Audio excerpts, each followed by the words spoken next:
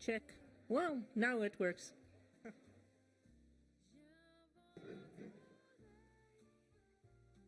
Okay, good morning, ladies and gentlemen. Good morning to everyone, and warmly welcome to Helsinki. Helsinki in November is maybe not your dream come true, because we have a very peculiar weather. It is usually gray or grayer or the grayest, and you can top it with either rain or then sleet. And this is why we have the slush meeting here in Helsinki in November, because slush is the feeling that we get in November when we have wet snow or sleet or water, and then the grayish feeling. But this is something unique that you can enjoy here. So I'm Marja-Riitta Pihlman from the Ministry of Economic Affairs and Employment here in Finland. I'm a Director General, and my responsibilities in the ministry are regional development, cohesion policy, public employment services, etc. And I'm here to give you the opening speech and the regards of the Finnish EU presidency. And I wish that you will have very fruitful discussions and encounters here during this seminar and during these days that you're spending here in Helsinki.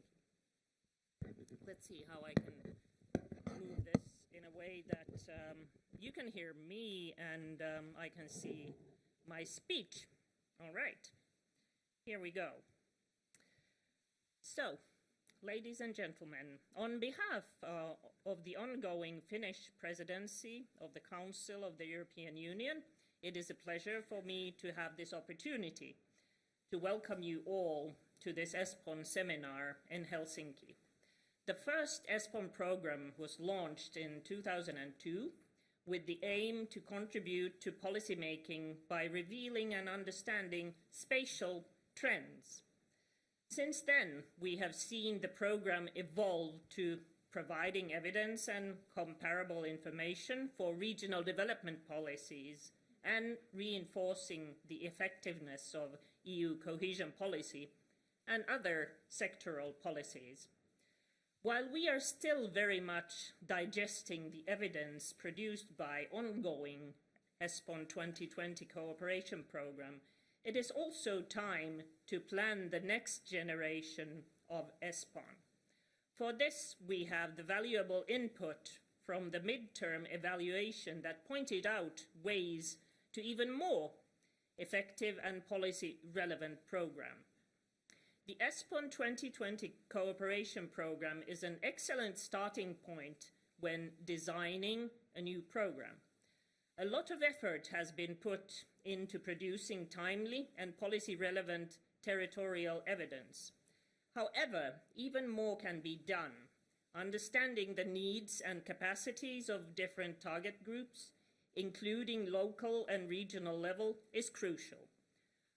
Also, paying attention to the ways the knowledge is presented, delivered, and communicated requires more attention and tailored approaches. As ESPON is a research program, high scientific quality has to be a default.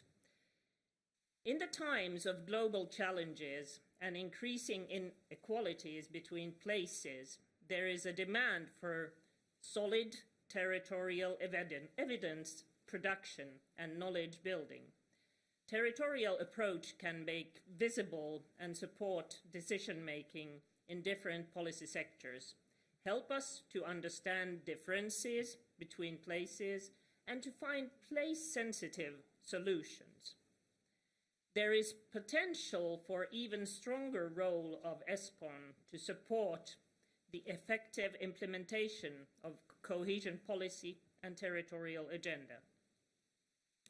Distinguished guests, the Urban Agenda for the EU was launched in 2016, brings together cities, member states, key stakeholders from civil society and European institutions to find ideas and ways to identify better policies for cities.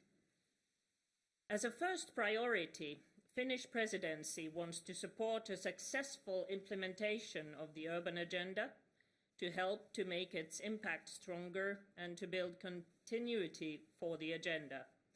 In the light of the experiences so far, we see the urban agenda as a very promising institutional innovation to get cities better heard in the design of European policies.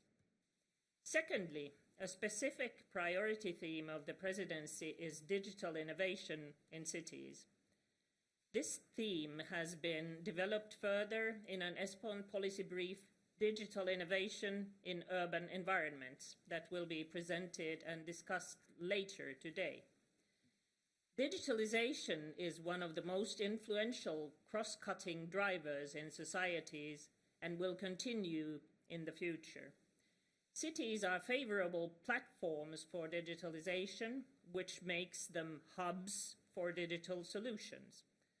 Digital innovations may boost sustainable development, urban mobility, circular economy, and energy-smart living, to give you just a few examples.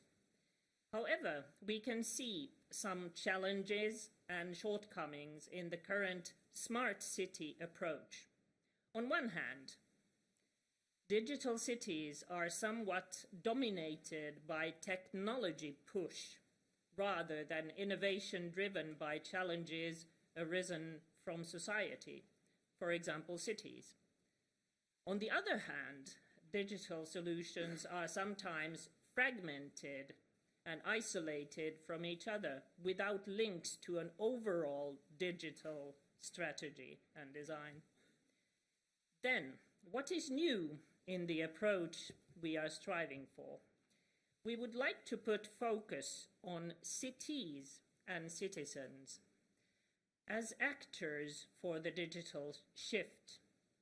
In their new role, citizens can be seen as sources of urban data, as active subjects of civic-led governance, and thirdly, co-creators of innovations.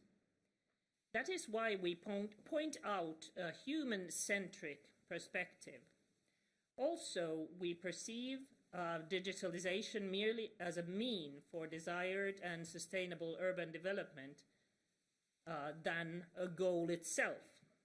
So not a goal itself, but means for something better. Dear participants, when thinking about the sustainable future of European territories, we need a common vision, narrative, and joint actions. Actions have to be based on understanding strengths and development needs of towns, cities, and regions across Europe. The territorial agenda is currently being updated with these goals in mind.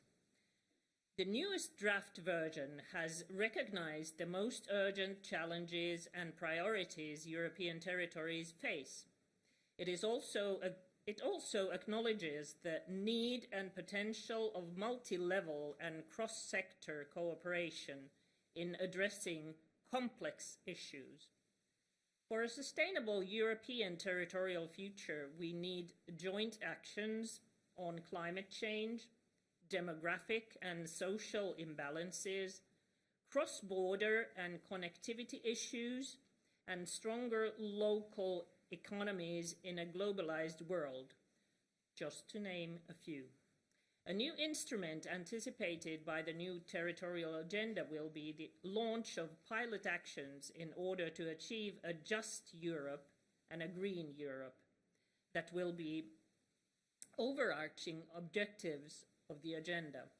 The pilot actions will be vehicles to tangible results across member states and sectors. We are currently aware of one pilot being developed and hope for others to come forward before the approval of the agenda in December 2020. Dear friends, the 2 days of the seminar will once again put the European territories in the spotlight. ESPON 2020 cooperation program has a significant role to play in providing territorial evidence and turning it into knowledge and policy recommendations that are that are relevant on local, regional, national, and European level. In order to reach out and make sense of the evidence produced, we need events like this seminar that bring together people with different backgrounds and different expertise. I'm delighted to see that so many of you have overcome the darkness and arrived to Helsinki in November. To brighten up your stay, in addition to the seminar program, I have a pleasure to welcome you all to a seminar dinner tonight at the Cable Factory. I truly wish you an enjoyable seminar and a very, very meaningful encounters and discussions during the seminar. Thank you.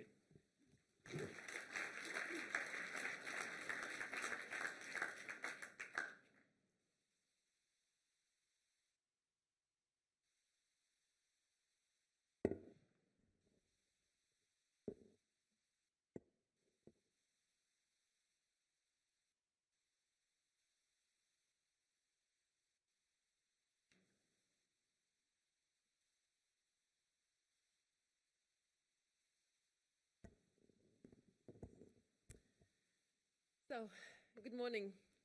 Good morning and welcome everybody to our next ESPON seminar, this time in Helsinki. We hope you enjoy your time in this beautiful city.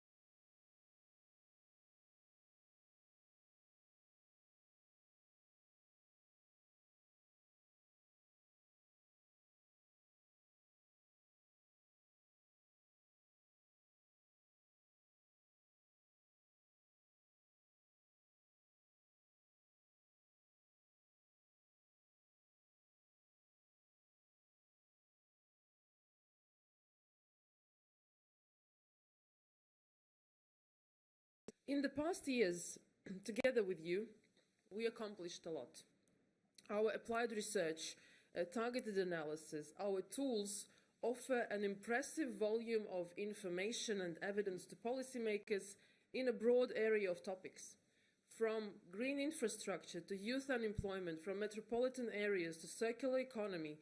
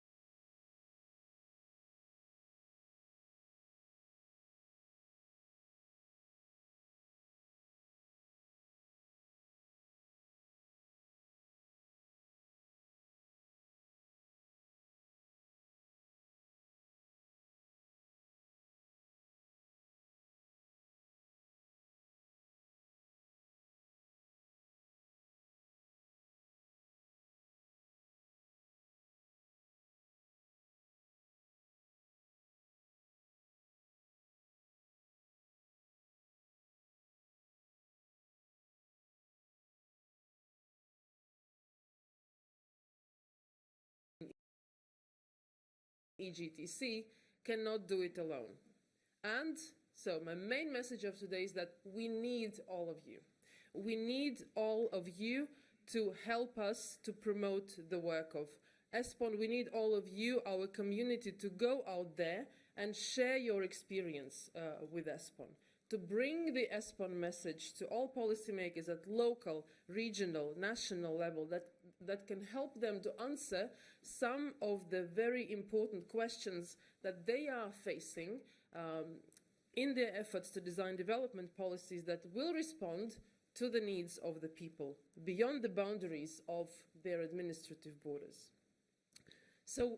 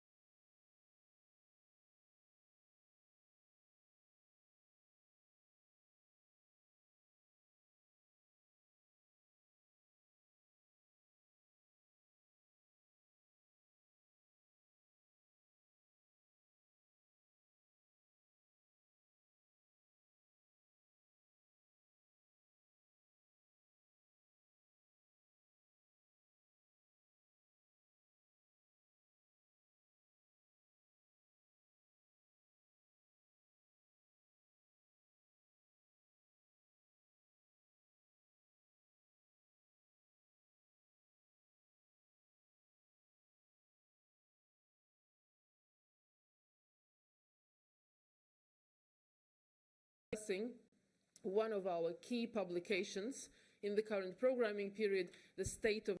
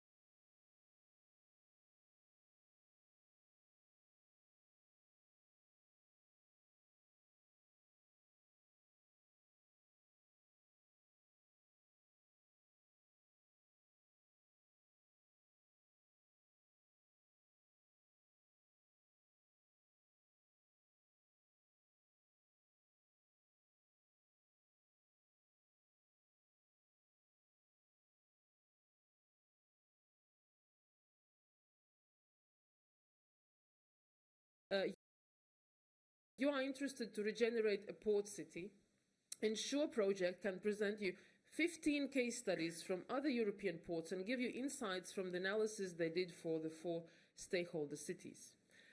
And our most recent peer learning workshop was organized in Szczecin in Poland at the request of the West Pomeranian Voivodeship and included representatives of Coventry City Council and the federal state of Vorarlberg and researchers of 5 different ESPON projects focusing on functional areas and cross-border cooperation. And this is just one example of how a peer learning workshop can work as a method in practice. We are also open to new challenges, new suggestions, your suggestions. We want to create more direct links with all stakeholders, all of you, to be able to understand and serve your needs, to support networking, exchange of best practices, and also capitalization of knowledge. If policymakers are one very important target group of our program, researchers and academia is the second. And we are proud of our community and the expertise that we bring together, and we believe that their work is our best ambassador. Therefore, we will shortly announce a PhD researchers scheme to support the scientific work and publications of ESPON-related research. And it is our way to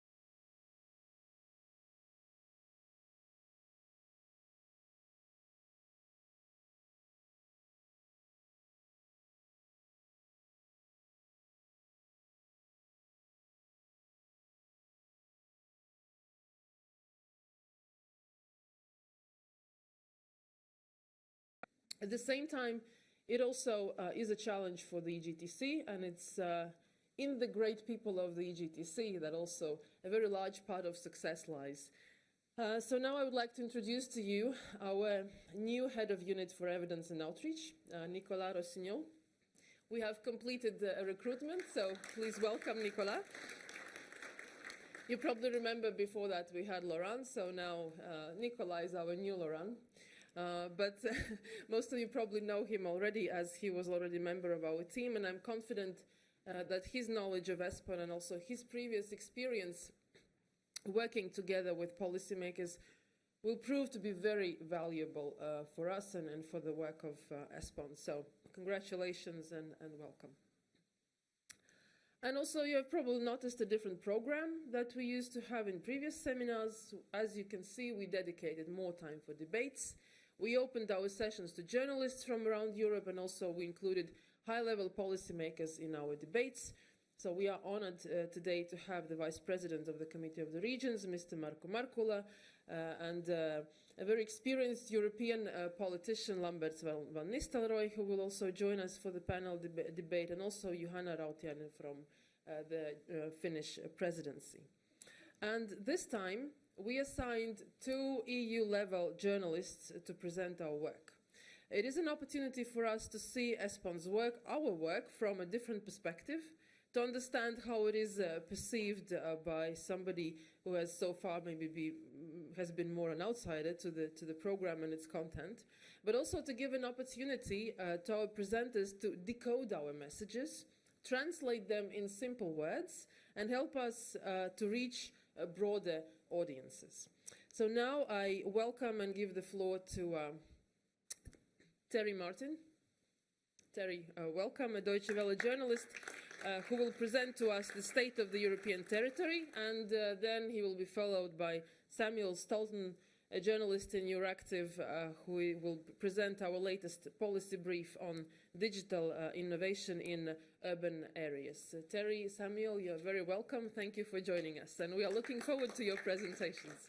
And for the rest of you, please enjoy the 2 days of the program. Thank you.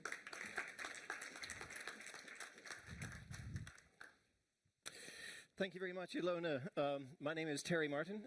As she pointed out, I'm a journalist. I work with Germany's foreign broadcasting service, Deutsche Welle.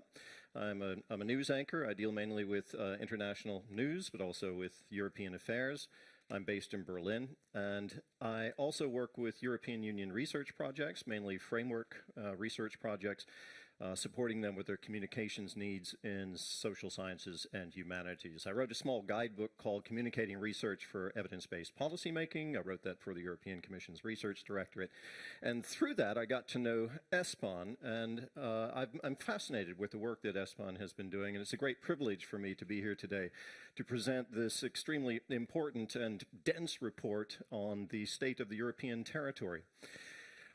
My task over the next 30 minutes is to try to help you get an idea of what this report is about, what's in it, why it was created, and what it's intended to achieve. I will also attempt to extract specific messages from the report that I find relevant and that perhaps will support you in your work as policymakers and perhaps researchers and others who could benefit from it. So I'm going to get started. 30 minutes to present a comprehensive report that includes input from numerous research projects, dozens of research projects over a couple of years, covering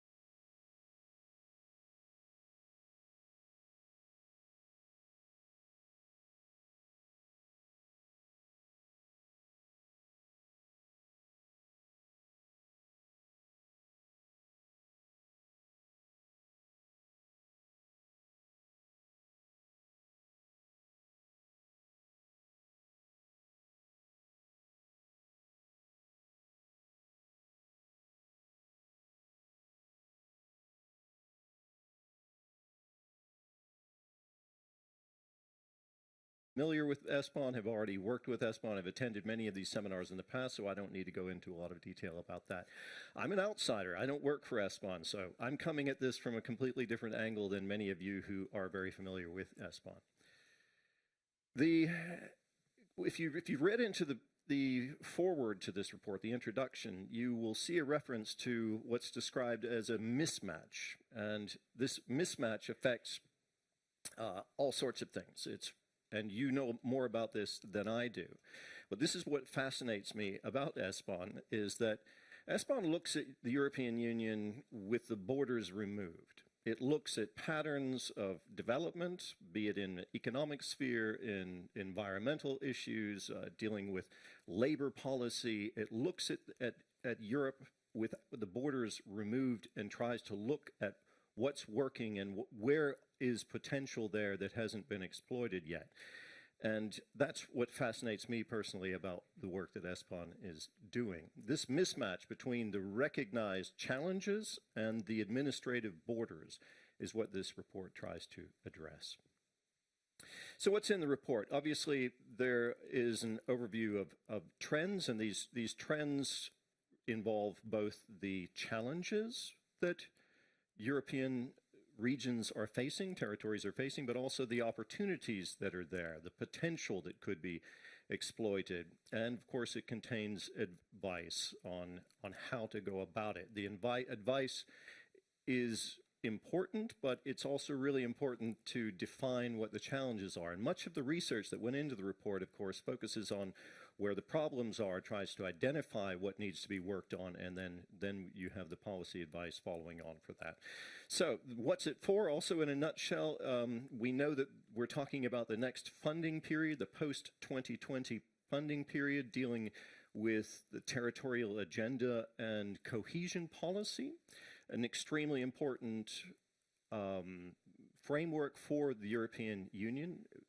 Cohesion being a word that not everyone can relate to immediately. All of you know what I'm talking about. My wife, who is a politician, however, when I mention the word cohesion to her, and her eyes glaze over, and she says, you know, what are you talking about? She's a minister in one of Germany's state governments, and she's like, cohesion, right? What is that? We're dealing with very abstract things. We have to remind ourselves. I think it's really important to take a step back and remind ourselves that we're dealing with very abstract policy ambitions here, but this is the language of the European Union. So fortunately, this report breaks it down into nice little packages that helps us understand it. I'm just going to give you one slide on challenges and one slide on opportunities, and then we're going to get into the report itself. These are kind of takeaway messages from the report for me. When I read it and I saw these phrases jumped out at me. And for me, as a journalist dealing with European affairs and international affairs, when I see words like a place is becoming increasingly fragmented, that tells me that, we've got some serious issues happening there. What does fragmentation mean? We'll find out in a minute. We've got these disparities, and this is another important observation, that aren't so much between the countries, but between the various municipalities, the regions within the countries. You all know that at this point. But for outsiders, that's not necessarily intuitive. Many people think about the European Union, 28 countries, maybe 27 soon, and they think about disparities between the individual countries kind of competing with each other for money coming for Brussels or paying into Brussels, and they think in those terms. But from a regional perspective, it's very different, as we all know. And anybody working in a regional or municipal government understands that this is something else. But for this report, which condenses 2 years of research, the last 2 years, to come out and say that it's becoming increasingly pronounced, these disparities between the individual municipalities and regions and territories, that's a profound conclusion, I find.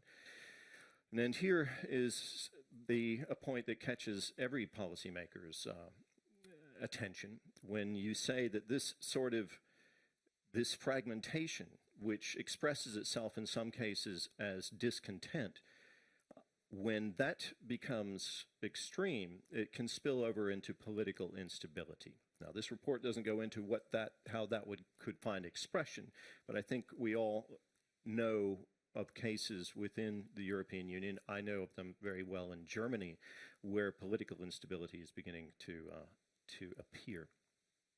So, enough of the challenges. There are opportunities, and that's a big part of this report too, of course. I just picked out three. One is, of course, recognizing that there are issues, recognizing that there is a need, that these territorial challenges can't be addressed with some sort of broad approach. You need very specific solutions to deal with specific problems. There is growing support for the work of ESPON, for ESPON's approach, which takes a place-based approach rather than looking at it from a territorial blind perspective. And there's now, over several years, also because of the work that ESPON has been doing, but lots of other sources as well, there's a buildup of experience that can support this approach as we move forward, and that will carry over into the post-2020 planning period for the territorial agenda and cohesion policy. So let's get into some of the details, unpacking the report. This is a very compact synthesis, as you can imagine, as you all know, of existing ESPON evidence and research. You are all familiar, I suspect, with the work that has gone into it in terms of the individual research projects and the policy briefs and the position papers that were condensed into this 130 pages. There are three versions of the report. There's the PDF version, which most of you have already seen. There's going to be a print version, a paper version, of course. That's not quite ready yet, but it will be. But most people will be accessing it online anyway, who wants to carry around a heavy report. And there's this extremely valuable online version. It's still a beta version at this point. Let's see if I can get this. Where's my pointer? I have a pointer somewhere, but it doesn't matter. Anyway, up there you can see at the very top of the slide the URL for accessing the online version. And the online version for me is fascinating because it includes lots of maps, of course, that you have seen before, I suspect. These maps can be found in each of the different chapters. And the maps are broken down into layers, so you can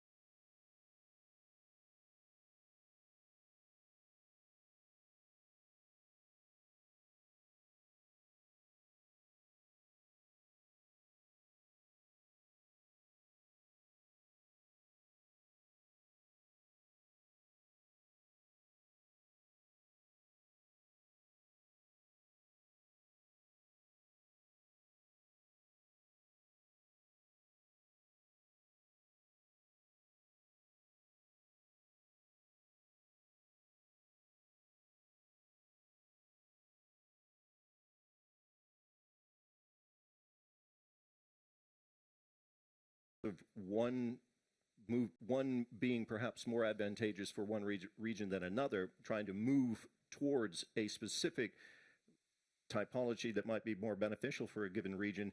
We're finding movement, right? The research has been able to, first of all, identify these regions and classify them into different categories and to recognize the dynamics that are happening within these regions. I find that significant, that they are able to say, this is where most of the movement is happening, and this is moving what they're calling here from a smart technological application pattern to an applied science area. We're going to get into that in a little bit more detail.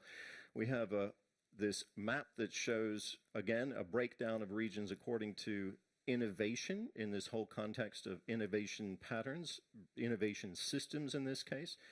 Here they are ranked. This is the European Commission's ranking of them. You will find them online. Of course, you're going to see most of the innovation patterns in the less innovative sector, the lower half of the table as opposed to the top half. So we have 38 innovation leaders. You can see where they're concentrated.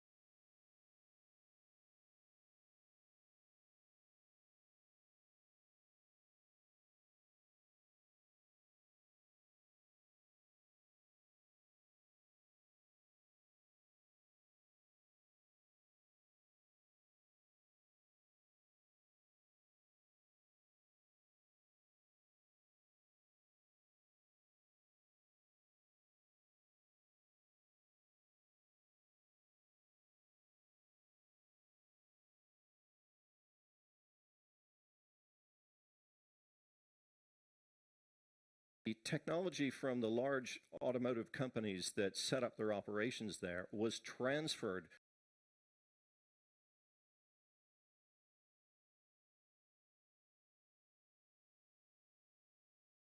wherever that might be, Germany, for example, to Bratislava, and that process went on for some time, but eventually, by cooperating with the universities and the businesses and the manufacturers and the municipalities, that knowledge became internalized, and the processes of producing it were replicated, which resulted in not an imitative model, but instead its own smart and creative stuff. So the innovation is happening there now, as opposed to the innovation being parachuted in from Wolfsburg.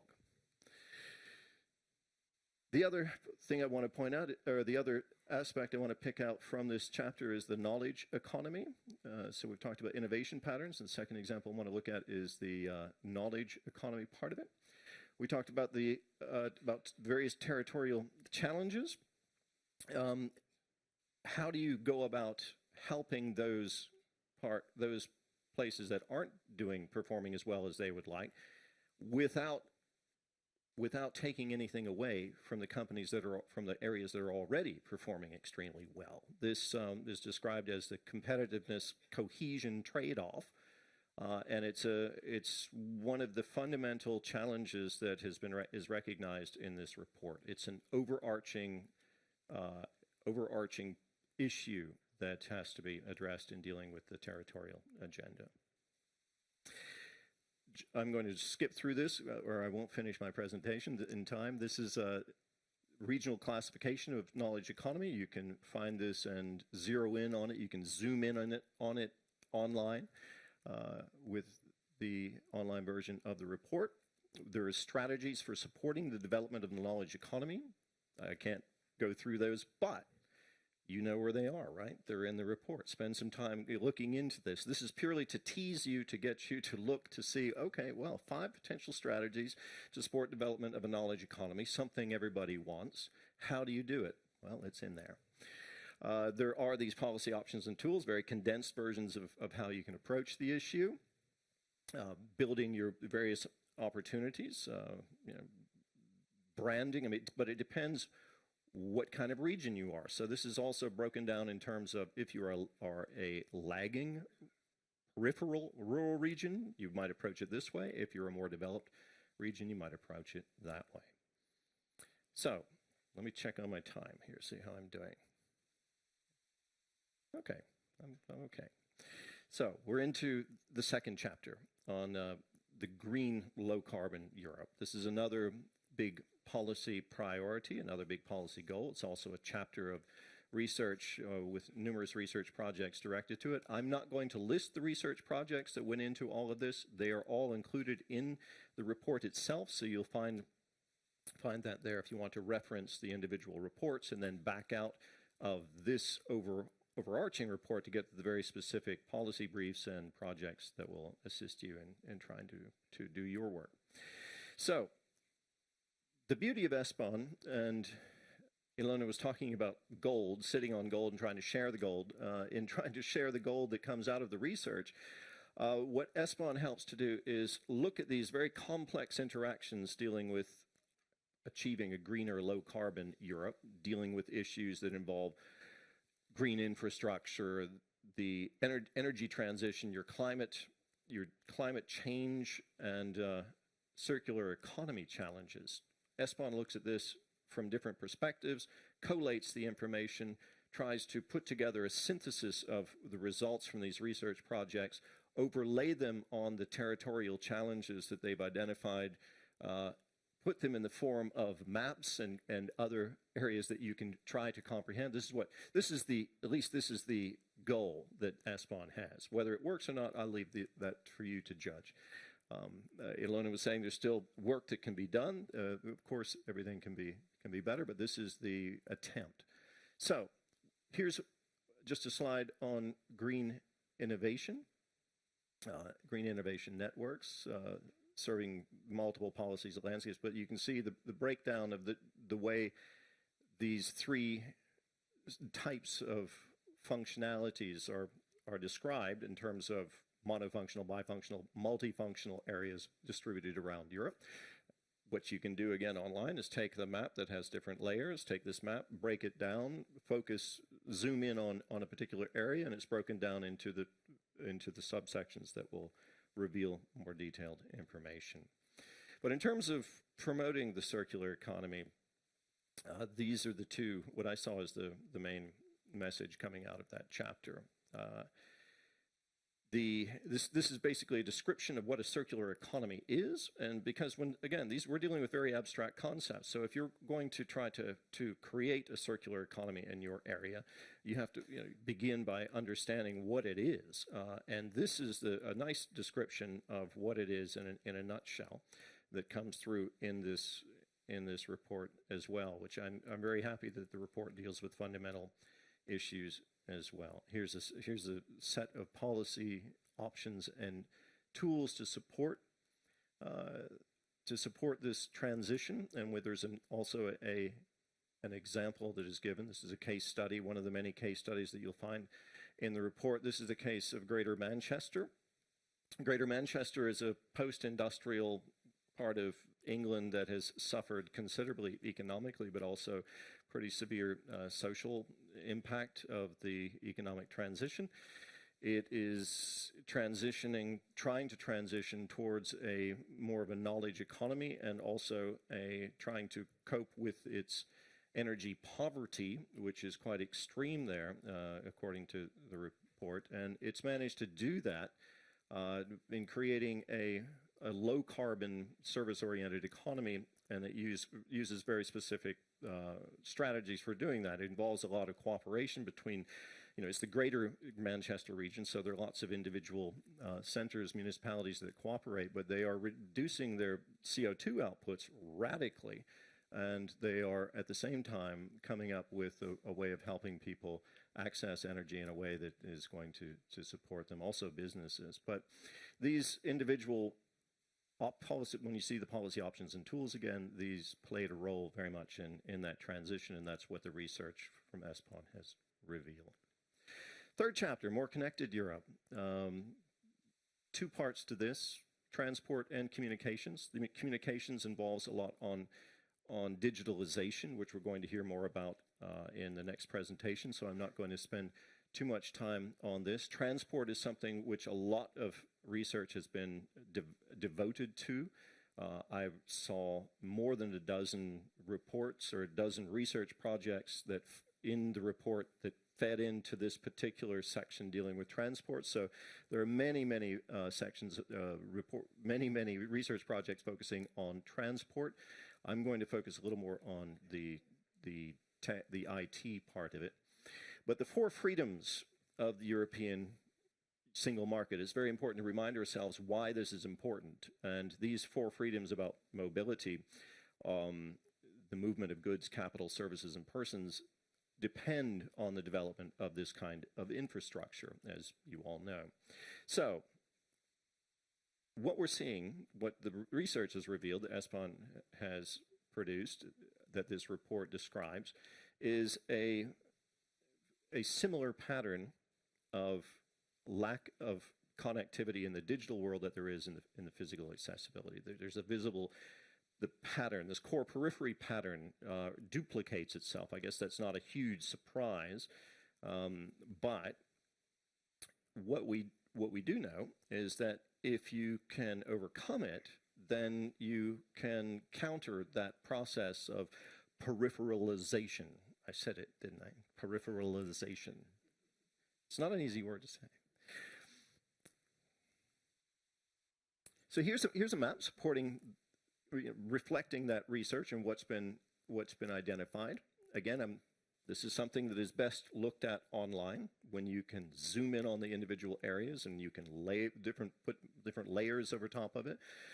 But this is very valuable in understanding and visualizing and understanding where the challenges lie. I'm not convinced that it's 100% accurate because I spend a lot of time in certain parts there that I don't think should be blue. I think they should be somewhere more in the red zone. In Germany, there's this word called Funkloch. If any of you are familiar with that, it's when you pass through an area where there is suddenly no connectivity. Your phone connection is down, and if you don't have any internet access in an area, you're not going to even have a plumber set up a business, right? It's absolutely essential. Anyway, this is I found this very interesting. More social Europe. This is perhaps one of the biggest challenge. How do you overcome some of the social fragmentation? This I find very disturbing because this is politically for policymakers. If you see Europe coming apart at the seams, if you see cohesion going in the wrong direction, you're up against some very difficult challenges that are going to permeate your work. Anyway, this is talking about demographics, telling us something we already knew. We know the population is aging. We know that some areas are growing while some get smaller, but this is having a severe impact, and understanding how to deal with shrinking cities and how to deal with the urban growth challenges are enormous. But looking at some of the specifics of the challenges that are affecting social Europe, the gig economy, this I found particularly interesting. There's a lot of talk about the gig economy. Those of you who deal with labor policy and also with social affairs are going to be very familiar with it. There are a lot of people who are now operating with no insurance, no job security, moving from one tiny micro contract to another. This affects everything from PhD, people with academics with advanced degrees, to people with no school leaving degree.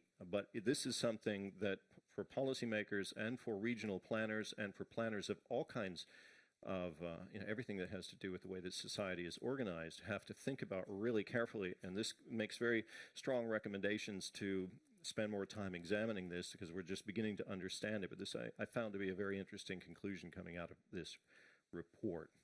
Need to analyze the cost and benefits and to decide how to support and regulate this sector. I suspect this is going to find its way into the next cohesion policy planning period. This is just I found a very useful map on people with, particularly young people with no education or training opportunities, who are not currently engaged in the system. So it's basically, we're talking about people really beginning to fall out of the social cohesion system. Again, a map best viewed online. And finally, this I think is significant in terms of cross-border labor market integration, how to go about that. and what value it would have. What the research that ESPON has developed has identified is that there is significant potential for cross-border services to support also employment, and that it is largely underused. That potential is there, it's underused, and then of course the next question is, how do you begin to use it? And the answers to that, of course, are within the other parts of this report that deal with other factors that we've been talking about, including connectivity and overcoming borders, also using digital technology. Finally, on this, and the 5th chapter, this picture, by the way, I made it in Belfast 2 months ago. I was there recording a special on borders and barriers in Europe, and I came across this peace wall. There's a peace wall. There are also the peace lines. If any of you have ever been to Belfast, there's this one particular wall that seems to be tries to dedicate itself to positive messages, but this is not the most positive message. And as you all know, Northern Ireland is now in the throes of preparations for Brexit, and there's great concern that the troubles will resume and that there could be serious unrest there. But the point is that this fragmentation, again, and growing discontent of European citizens with EU institutions threatens the entire European project. So this could give greater urgency to the European cohesion policy and efforts to bring this a little closer to people and help them understand what the European Union is or is not doing for them. Because, as I showed you earlier in this presentation, the threat of political instability is very much there. So I'm going to need to wrap this up real quickly. I'm running over time. One of the positive points that has come out of the research dealing with getting Europe closer to citizens is the recognition that there are new territorialities. And this is also what underpins the need for more place-based research to identify what these territories are. That there are new structures that are there that are beginning to form with or without support from the policy community that need to be recognized and maybe duplicated and developed in trying to understand. So there's a lot going on there. And this is one of the main takeaways from all of this for me from the report, that the need to either come up with a more functional governance model or a combination of territorial governance and functional governance. One of the things that I've learned by looking at ESPON's research is just how valuable it can be to, again, not look so much at territories. The territorial administrative boundaries are there, but if you are to help develop an area's potential, we're going to have to think more in terms of functional governance. Finally, these are the 4 main, rather abstract but important conclusions from the report.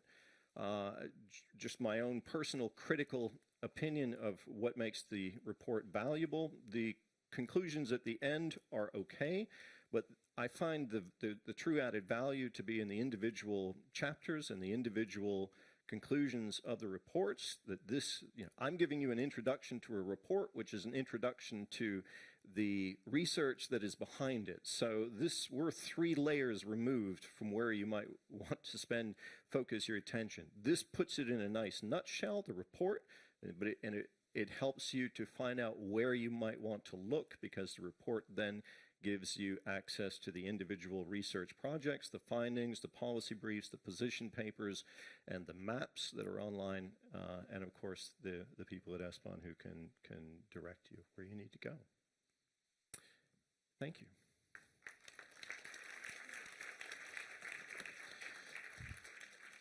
Samuel Stolten is up next with Digital Innovation in Urban Areas.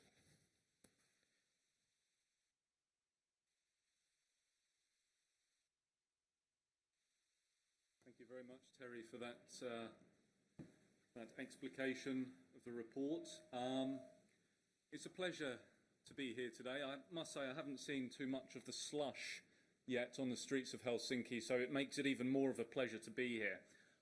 So my name is Samuel Stolten.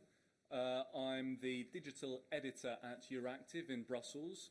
As you can probably tell, I'm British, so apologies in advance for that. It's a burden that we'll bear heavily in Brussels at the moment. Nonetheless, we're still in. I'm here today to talk about the report Digital Innovation in Urban Environments, and this is very much my own take on the key messages in the report. Before I start, I'd like to extend my gratitude to the Finnish Presidency of the EU for the kind invitation here today, and ESPON as well. And may I also commend ESPON for putting the fruits of their labour into the hands of journalists. It's a courageous, bold and brave move, and hopefully it pays off. So thank you very much for the invitation. So I'd like to start by perhaps talking about the problem that we have faced so far with regards to the development of digital innovations in smart cities across the European Union.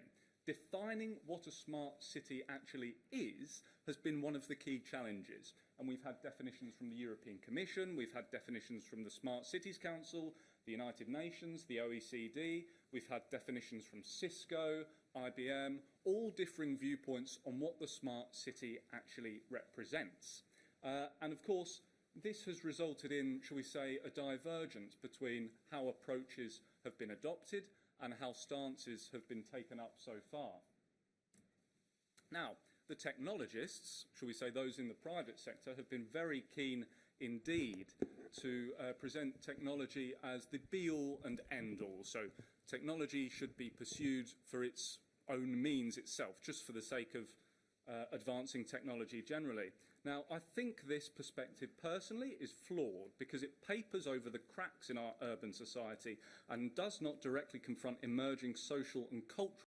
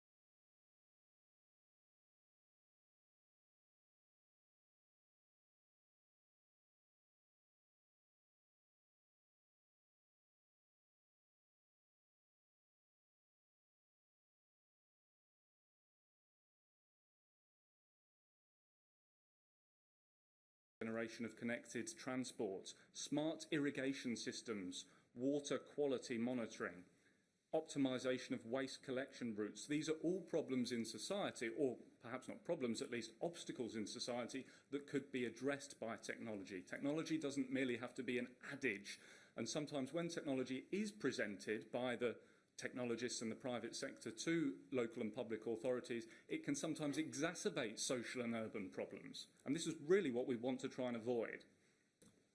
So, one example of this, we're going to go across the Atlantic now to New York City and link NYC. And I think this acts as a good example of the risks of pursuing technology for the means of technology itself.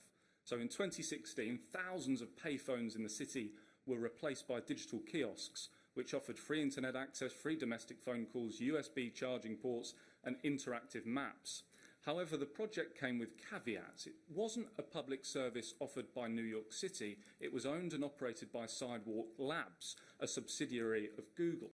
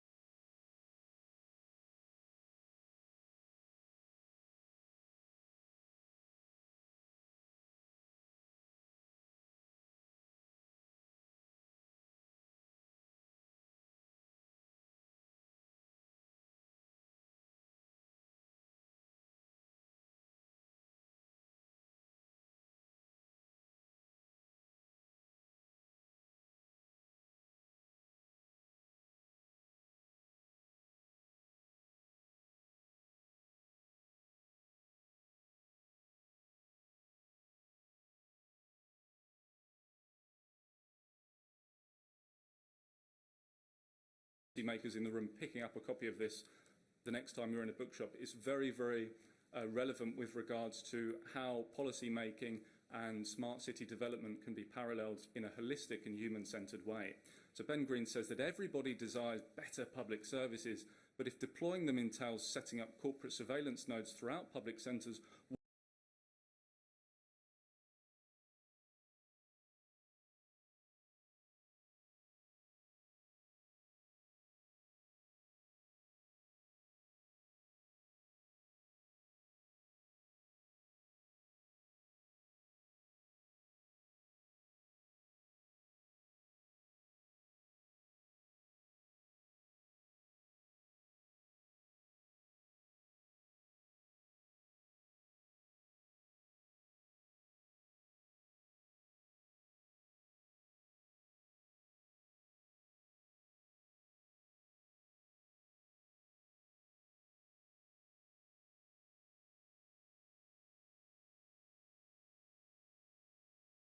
human-centric and holistic.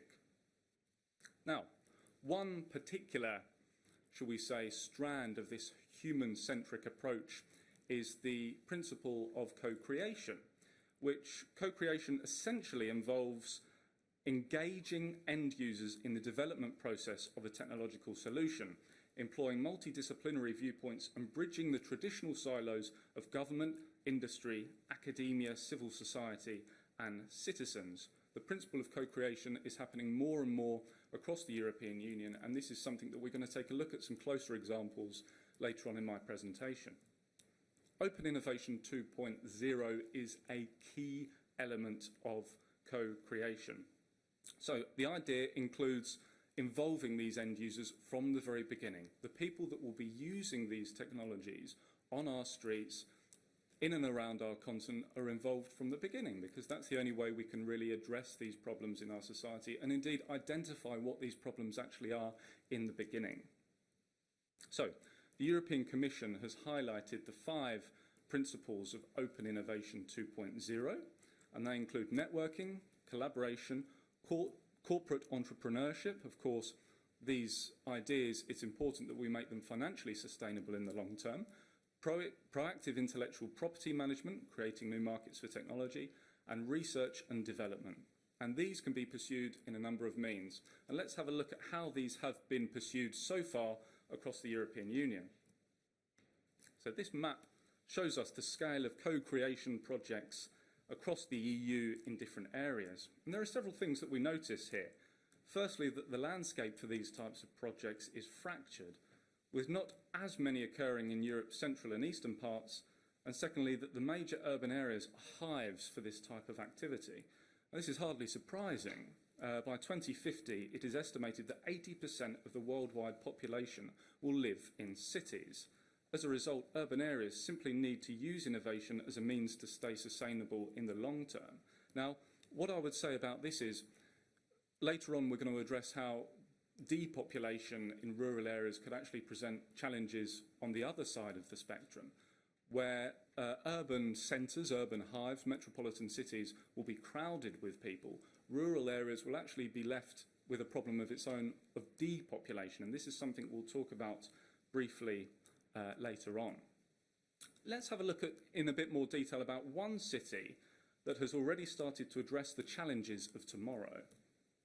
Amsterdam. So Amsterdam's Smart City Platform is a place where collaboration, open innovation and citizen involvement are encouraged to take place. It was established in 2009 and has since facilitated close to 100 projects aimed at making the city smarter.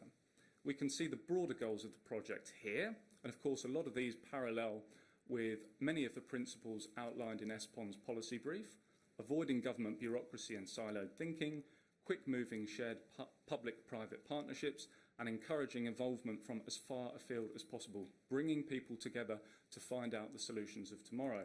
The Smart City Platform is essentially a website where people can go online, submit their ideas for different types of projects, highlight the issues that are really important to be addressed in their local or wider community, and find partners and collaborators to work and solve these burgeoning problems of tomorrow. But it didn't start out like that, of course. The first iteration of Smart City was kind of pounced upon by the technologists who came along and said, oh, we've got the perfect solution for you. We can solve your problem. IBM, Cisco were very keen to jump on board at the beginning, and a quite incredible quote from Amsterdam's Chief Technology Officer, Ger Baron, emerged.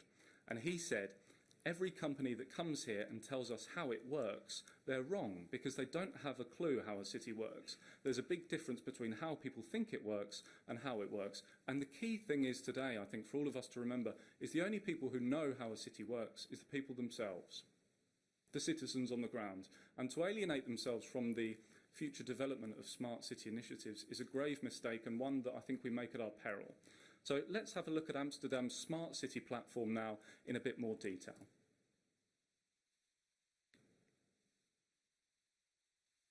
Is there sound, sorry, on the video? Residents, the municipality and knowledge institutions to develop and realise smart solutions for today's urban challenges. Today we're more connected than ever to the people and technology around us. Solar and wind energy powers our homes, while a smart app tells us when our car needs to be charged. Sometimes technology is the driving force behind innovation, sometimes it's common sense. Take a ladder, for instance. You may only need it a couple of times a year, so why not share it? The same goes for energy. If you generate more than you need, you can give your surplus to your neighbour or sell it. By working together smartly and openly share knowledge and data, we expand our horizons and are able to...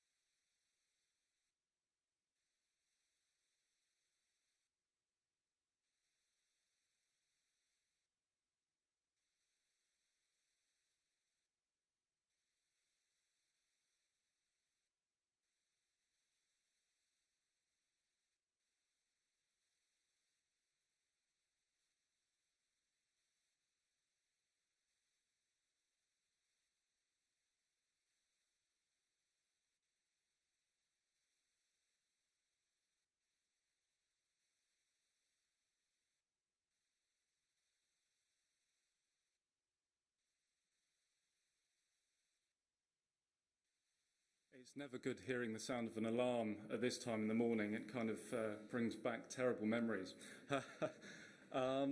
This is an example here of some of the projects on Amsterdam's Smart City Initiative. So we have various projects here that people have jumped on board and expressed their intention to get involved with and help out. Perhaps the most interesting one for us today is the City Data Project. It's a great example of how the city has made all of its publicly available data open source.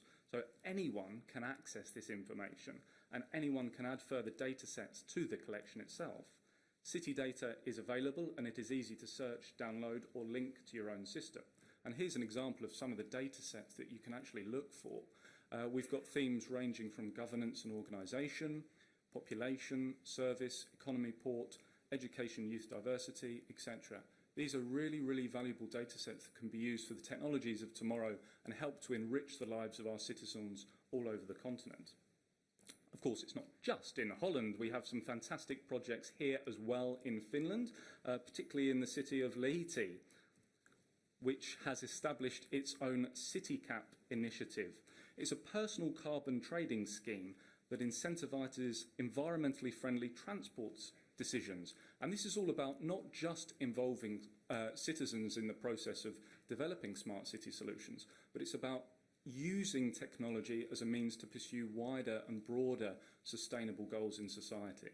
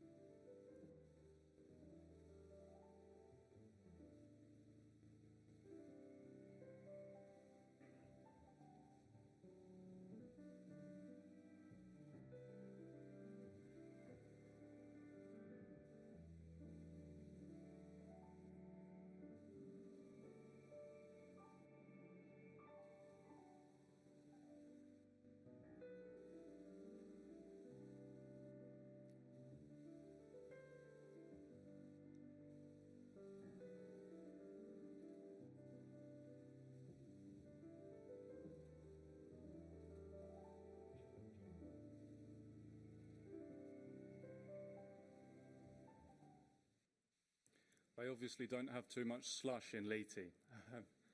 It looks like a very beautiful city. If I was here longer, I would love to visit. Unfortunately, I'm not. Dubrovnik, Croatia's Smart City 2016. So the local authorities in Dubrovnik really wanted to engage citizens in the process of developing smart city solutions. And they spoke to people and they said, what are the two most pressing issues for citizens in our city today? The citizens responded, tourists, one, and secondly, parking.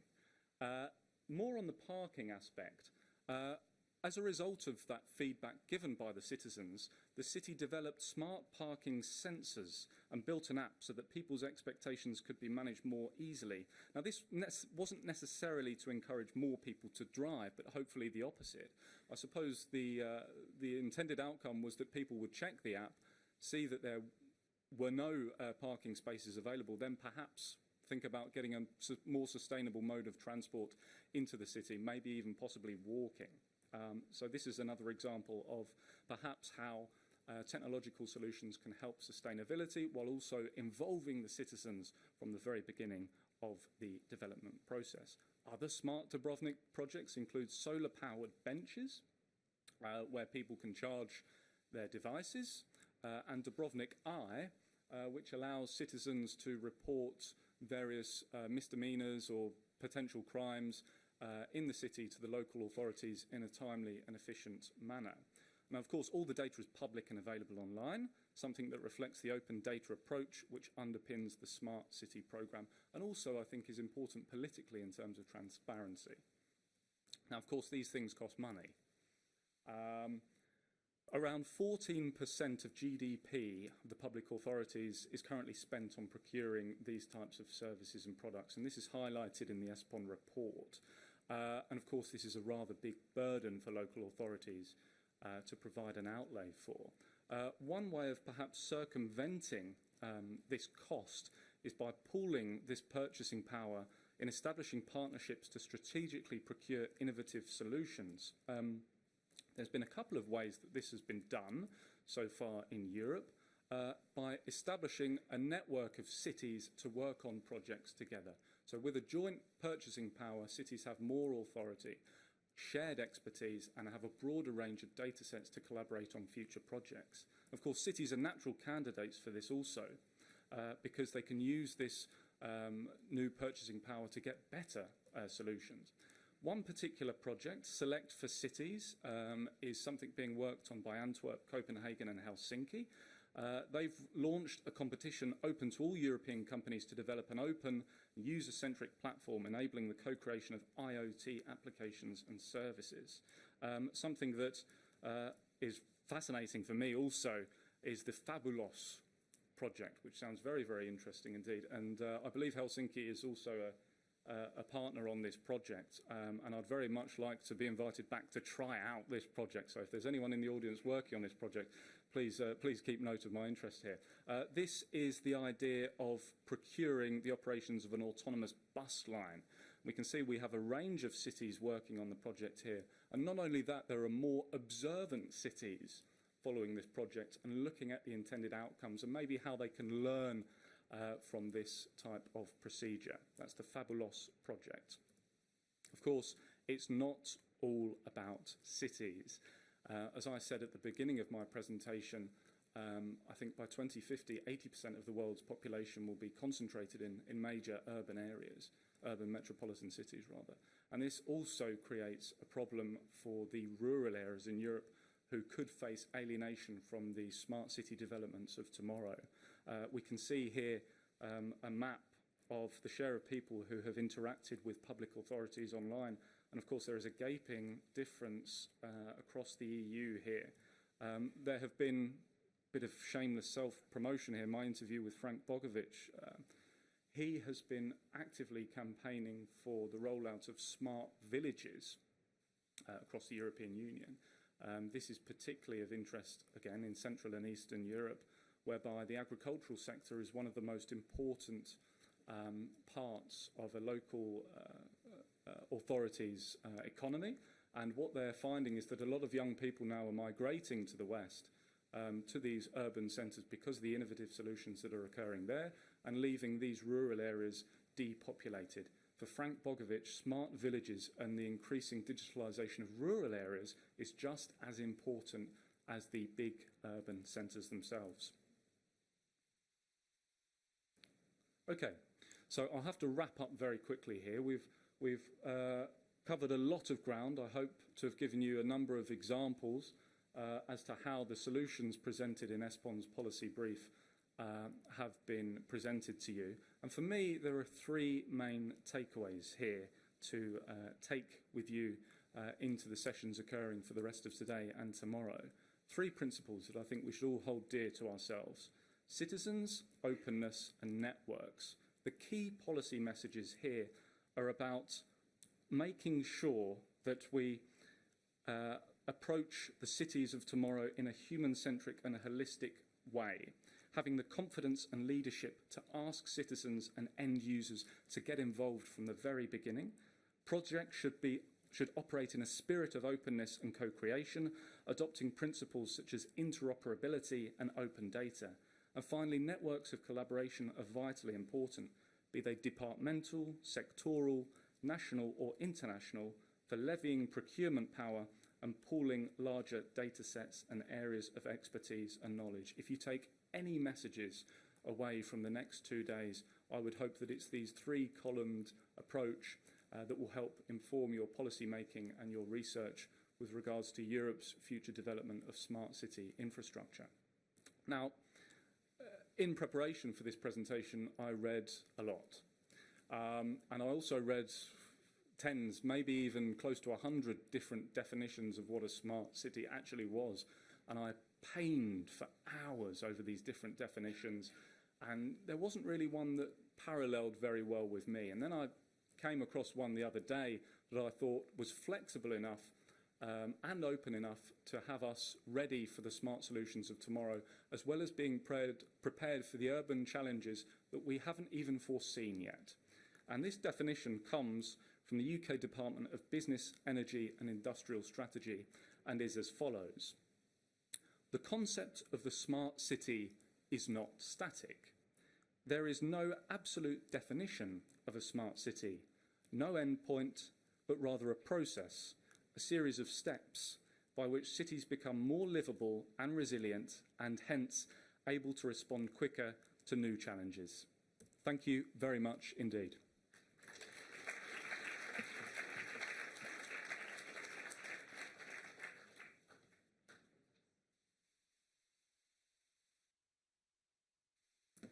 Hi guys, I have a little announcement for you. You have breakfast time now, and we have breakfast for 150 people upstairs, as well as for 50 people at the end of this lounge, but preferably we would like for you to start upstairs. And you can either take these stairs and to the right, or if you like to go to the bathroom, you can do so and take the other stairs at the hallway. Yeah, enjoy.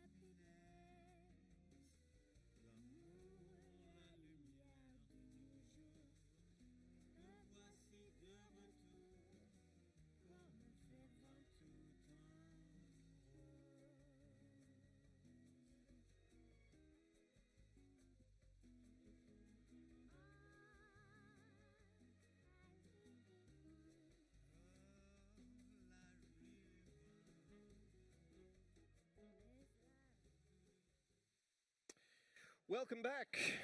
I hope you all enjoyed your coffee break. I enjoyed what I had. It seemed to be, avocado seems to be very popular here in Helsinki. The last 2 days in a row, it's been my lunch, and avocado schmorbrot or something like that. Just marvelous, though. I loved it. And the coffee wasn't bad either. I was very impressed with that.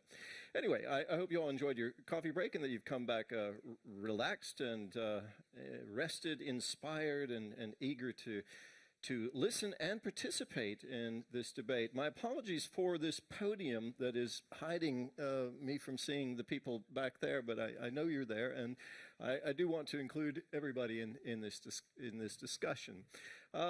It's really a great opportunity for me to be here today. I've decided not to waste my time during the 30 minutes I had for that very difficult presentation to thank ESPON and the Finnish EU presidency for hosting this event and for having me come in as an outsider, as a journalist, to meet with you and discuss with you these very important issues that affect everyone living in the European Union and arguably beyond.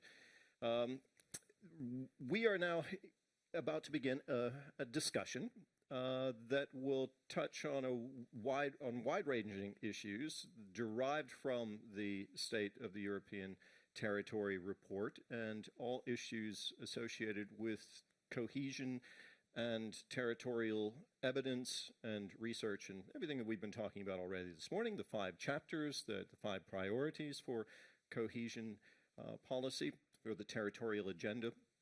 So we're going to pick up on some of those. We have some great people on our panel here to help us do that, and I'll introduce them very briefly. Starting at the far end here, we have Marko Markola. He is the first vice president of the Committee of the Regions in the European Parliament. So thank you very much for joining us here today. I know you have a busy day. You missed the presentations this morning because you're at another high-level event to which you also have to return after this panel discussion. So thank you for making time to join us here today.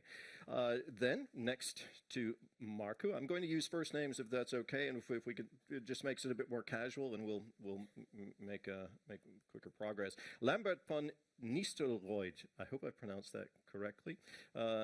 He's a former member of the European Parliament himself until just a couple of months ago, actually. He's from the Netherlands, and he's a very experienced politician who also has background in geography, which happens to be one of his passions, and which relates very well to what ESPON is doing, also in terms of regional expertise. He has a lot of experience dealing with regional policy making in addition to working at a European level, so he sees things also from both perspectives. Is it Juhana or Juhana?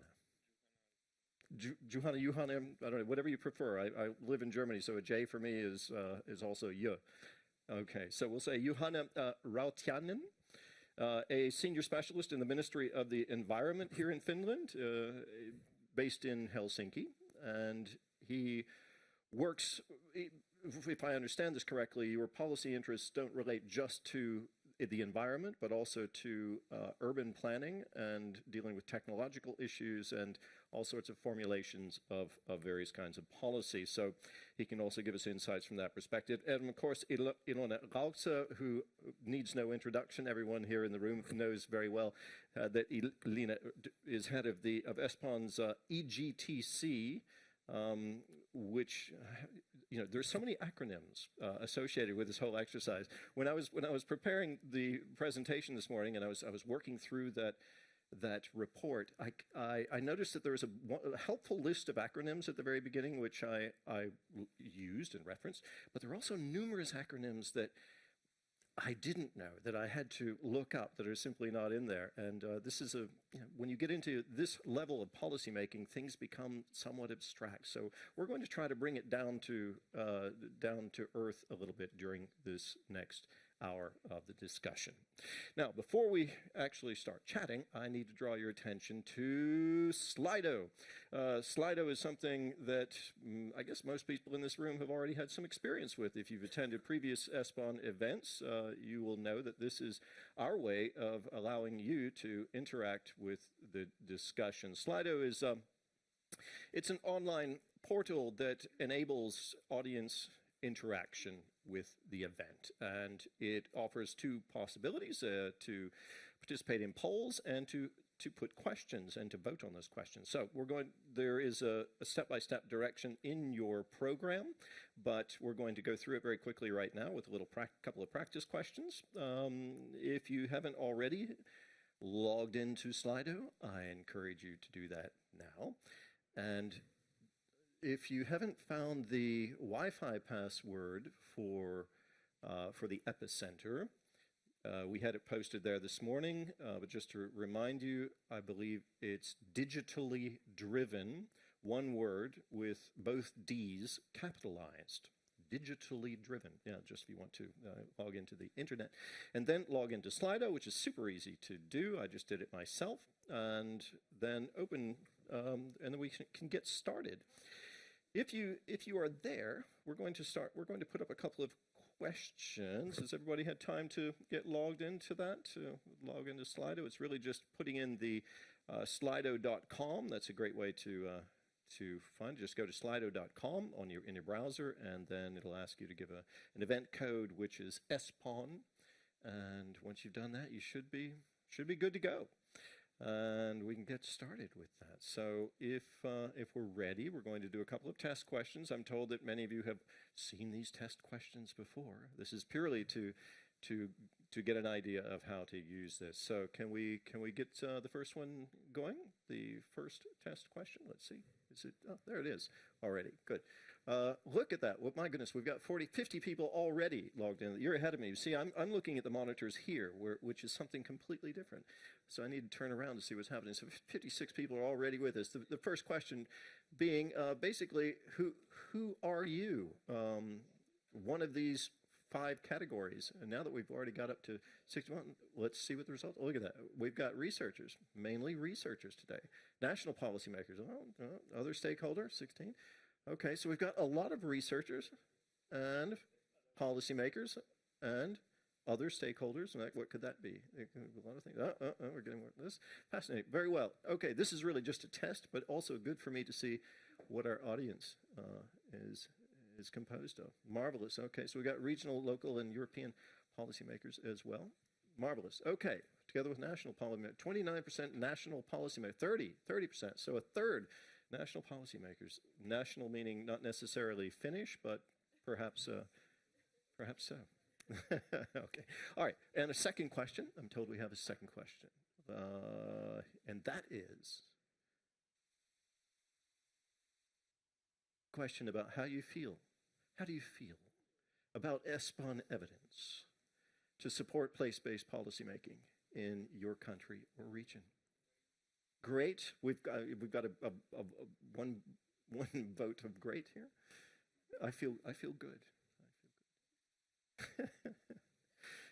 Okay, are you informed and inspired? Just informed, just inspired, or simply curious? We have 62 responses already. This is great. You guys are pros at this, aren't you? You've done this before. And if you've answered the same question, I'm wondering, how many, the question I would like to ask is, how many of you answered the same question the same way each time? Or do you change your answer at each event? Okay. So let's see the results here. We've got informed and inspired by 43%. That's very good. Informed and curious, and so only inspired 6, but informed and inspired. So we've got a predominance of being informed and inspired and then informed. Marvelous. And curious. I'm glad to see that 20% are curious. Curiosity is what drives all of this, isn't it? It's what makes my work so interesting. So moving right on. So we've got that worked out now. And as you know, as we're discussing, if you have a question, you can put it on the Slido yourself. There are 2 options there, one for the polls and one for questions. And with the questions, the interesting part is that you can vote on other people's questions. So if you see a question there that makes a lot of sense to you and you would like that to actually get asked at the end of the session, please do vote for it. It could be your own. You can vote for your own. So you can kind of rig the system a little bit.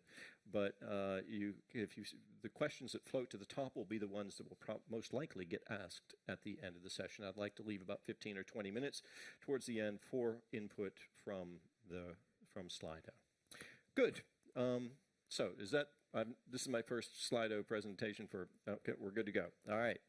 So Slido is clarified. We've introduced everyone.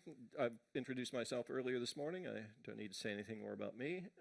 If you're wondering where I'm from, by the way, I'm originally from Canada. I lived in Canada. I was born there, lived 17 years there, then lived in the U.S. and moved to Germany 30 years ago. So I've been in Berlin for 30 years. That's my biography. All right. Well, let's get started. Thank you all again for being with us. I know you have different schedules and pressing things to do. What I'd like to talk about today is not just the report, but I'd like to talk about the report that I introduced this morning, which most of you were able to follow. I would ask Marco, have you had a chance to look at that report, to take a look at it? Yeah, very good. So that just to make sure that we're all on the same page, as it were, because I would start with you in terms of putting out my question, and I can have you all comment on that. And that is just a general comment. Since you all have seen the report, you understand what's in it. I would just like to ask you if there is anything in that report that struck you. What do you think the value, the added value of that report is? How do you think it's going to be used, and how might it inform your own work moving forward? Okay, thank you, and thank you for inviting me here. But for that, so let me just say two things. So first, this European Committee of the Region. So we are actually part of the EU official decision making. Our 350 members from all parts of Europe, so mayors, regional presidents, councils, we go regularly to Brussels. Next week is our plenary day, 3 days there in the decisions concerning all of these EU key issues, and our perspective is strongly on what does this mean for cities and regions. So urban development, but of course digitalization, all related to that, so they are very high on our agenda. And the other thing, so that I've quite often seen as an ambassador of ESPON, not necessarily ESPON yet at least, so because ESPON, the next city attached to Helsinki, part of the metropolitan area, so that is ESPON, practically written the same way, only the last letter is different. And I'm there the chair of the board, so I'm the political decision maker, both regional and city level, and then the European Union. So it was a bit hard to put which priority in the first question, how to answer to that, but then seeing this, and from that, so then comes my key point, so that we definitely need much more evidence supported, not always evidence-based decisions, because politicians want to have a certain freedom, but if we have the key knowledge there at the back, so that is crucial, and that's why the work of ESPON is so crucial. Are you saying we need more evidence, or we need more evidence-informed policymaking? Yeah, we need more evidence-informed or evidence-supported policymaking. We have a lot of the information here, but if we link this so that there is a lot of capacity in the local level, regional level, which in the heads of decision makers as well, but that's not very effectively used. So practically what we need more learning. And then when I link this to the, let's say, Sustainable Development Goals, all those 17 SDGs, so which are strong in our priority in Finland, so how to implement, how to help the rest of the world. So there we need this knowledge. And that comes very clearly through the ESPON different reports. But then when I just took one of those, the digital innovation in urban environment, looked what do you say here? So you said moving beyond the smart city. So it's not anymore just having the technology that is available, but it's how we implement, how we have the influence, impact, and that is something where we need to focus much more. And then this comes learning of the politicians as well. So I'm personally really a strong lifelong learner throughout my side. Now when finally retiring, so I think hopefully I now have enough time to write my own dissertation, so being a researcher as well, so focusing a bit on these lessons learned. So we all should do more of that, in our local or regional or European level activity. And on that, so with the ESPON, we should find new ways how to operate with this. And this, we have a lot of good practice now with the Committee of the Regions in our collaboration with Joint Research Center. And so we have started a lot of activities, thanks partly to Lambert van Nistelrooy, Science Meet Parliament in Brussels, but we have organized a lot of piloting activities, Science Meet Regions. Okay, that's a good point. Very good. I want to come back to the idea about transferring this knowledge or getting this evidence integrated into the policymaking process, which is a big challenge as well. I hope that'll come out more later in our discussion. Lambert van Nistelrooy, you have just heard one take on what is needed in terms of the evidence, but getting back specifically to this report, because I'm curious about this, having invested quite a bit of time myself now in trying to understand this report and to see what its added value is. Where do you see this report being used? Thank you very much for having the opportunity here to think with you, a former member of the parliament, and I will be very direct. I think this is essential information at an essential moment in European development.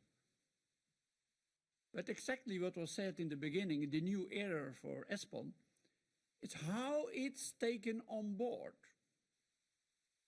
And there we have a huge opportunity coming from the period that we had the crisis and the post-crisis period with a lot of measures that were taken, let me say, how did you say it? Location blind. You remember the Juncker plan, the big investments, a lot of things, and it might change Europe as a whole. But at that stage, they didn't look to the effects in the rural areas, or they didn't go deep. Now that we are out of that period and partly recovering and looking to ourselves in the worldwide position of Europe, is exactly this message that can come up. Today, European Parliament will agree the new Commission. And if you look into the new Commission and you see the portfolios, something changed. Something changed.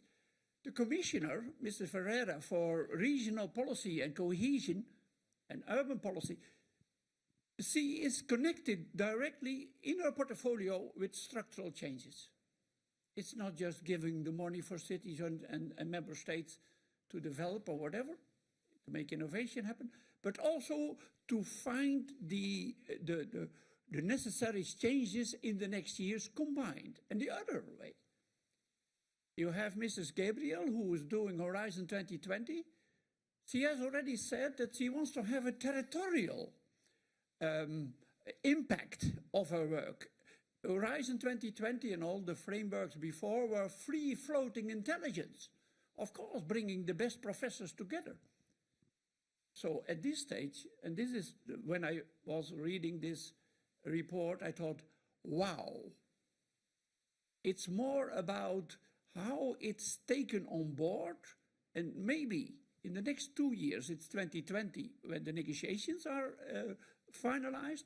It's already said, your report in the end of next year, and 2021, 2022, the years of the first implementation. And there should be a valorization of what you are doing. So I can't wait to give you the higher level, and I have a listening ear, because members of the parliament, you saw Mr. Bogovic for the smart villages, are all coming from a part of Germany or a part of Italy, so they have the local and the regional impact and interest, political interest and content-wise interest in their body. So you can have a much better path of debating, and maybe we have to talk about it. This was my feeling.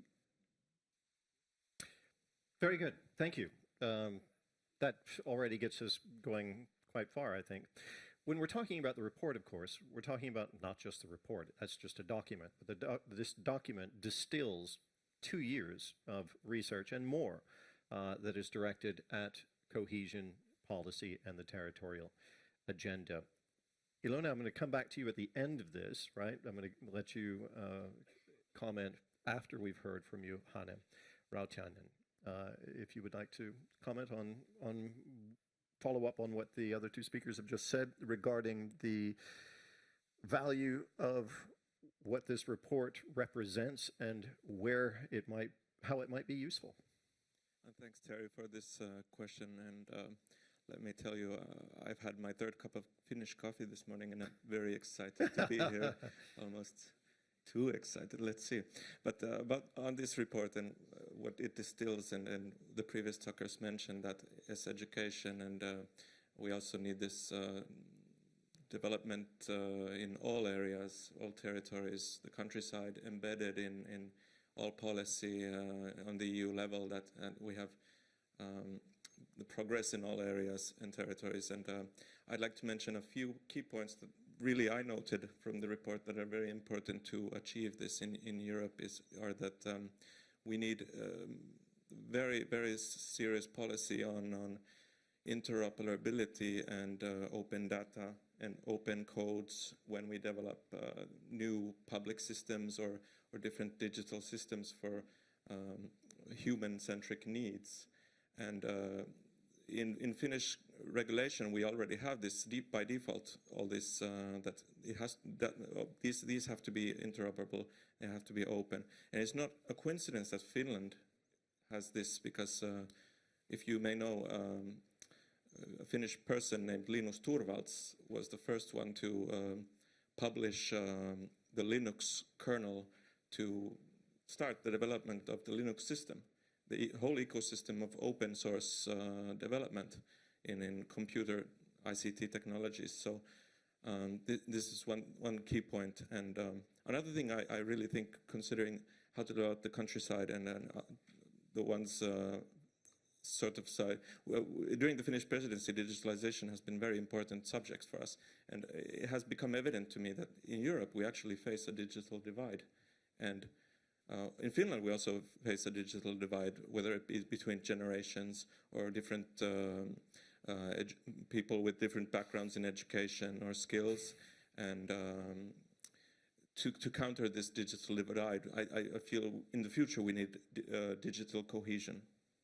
And this has not yet been mentioned much, but maybe digital cohesion might be something. And for digital cohesion, it's very important what it says in the report.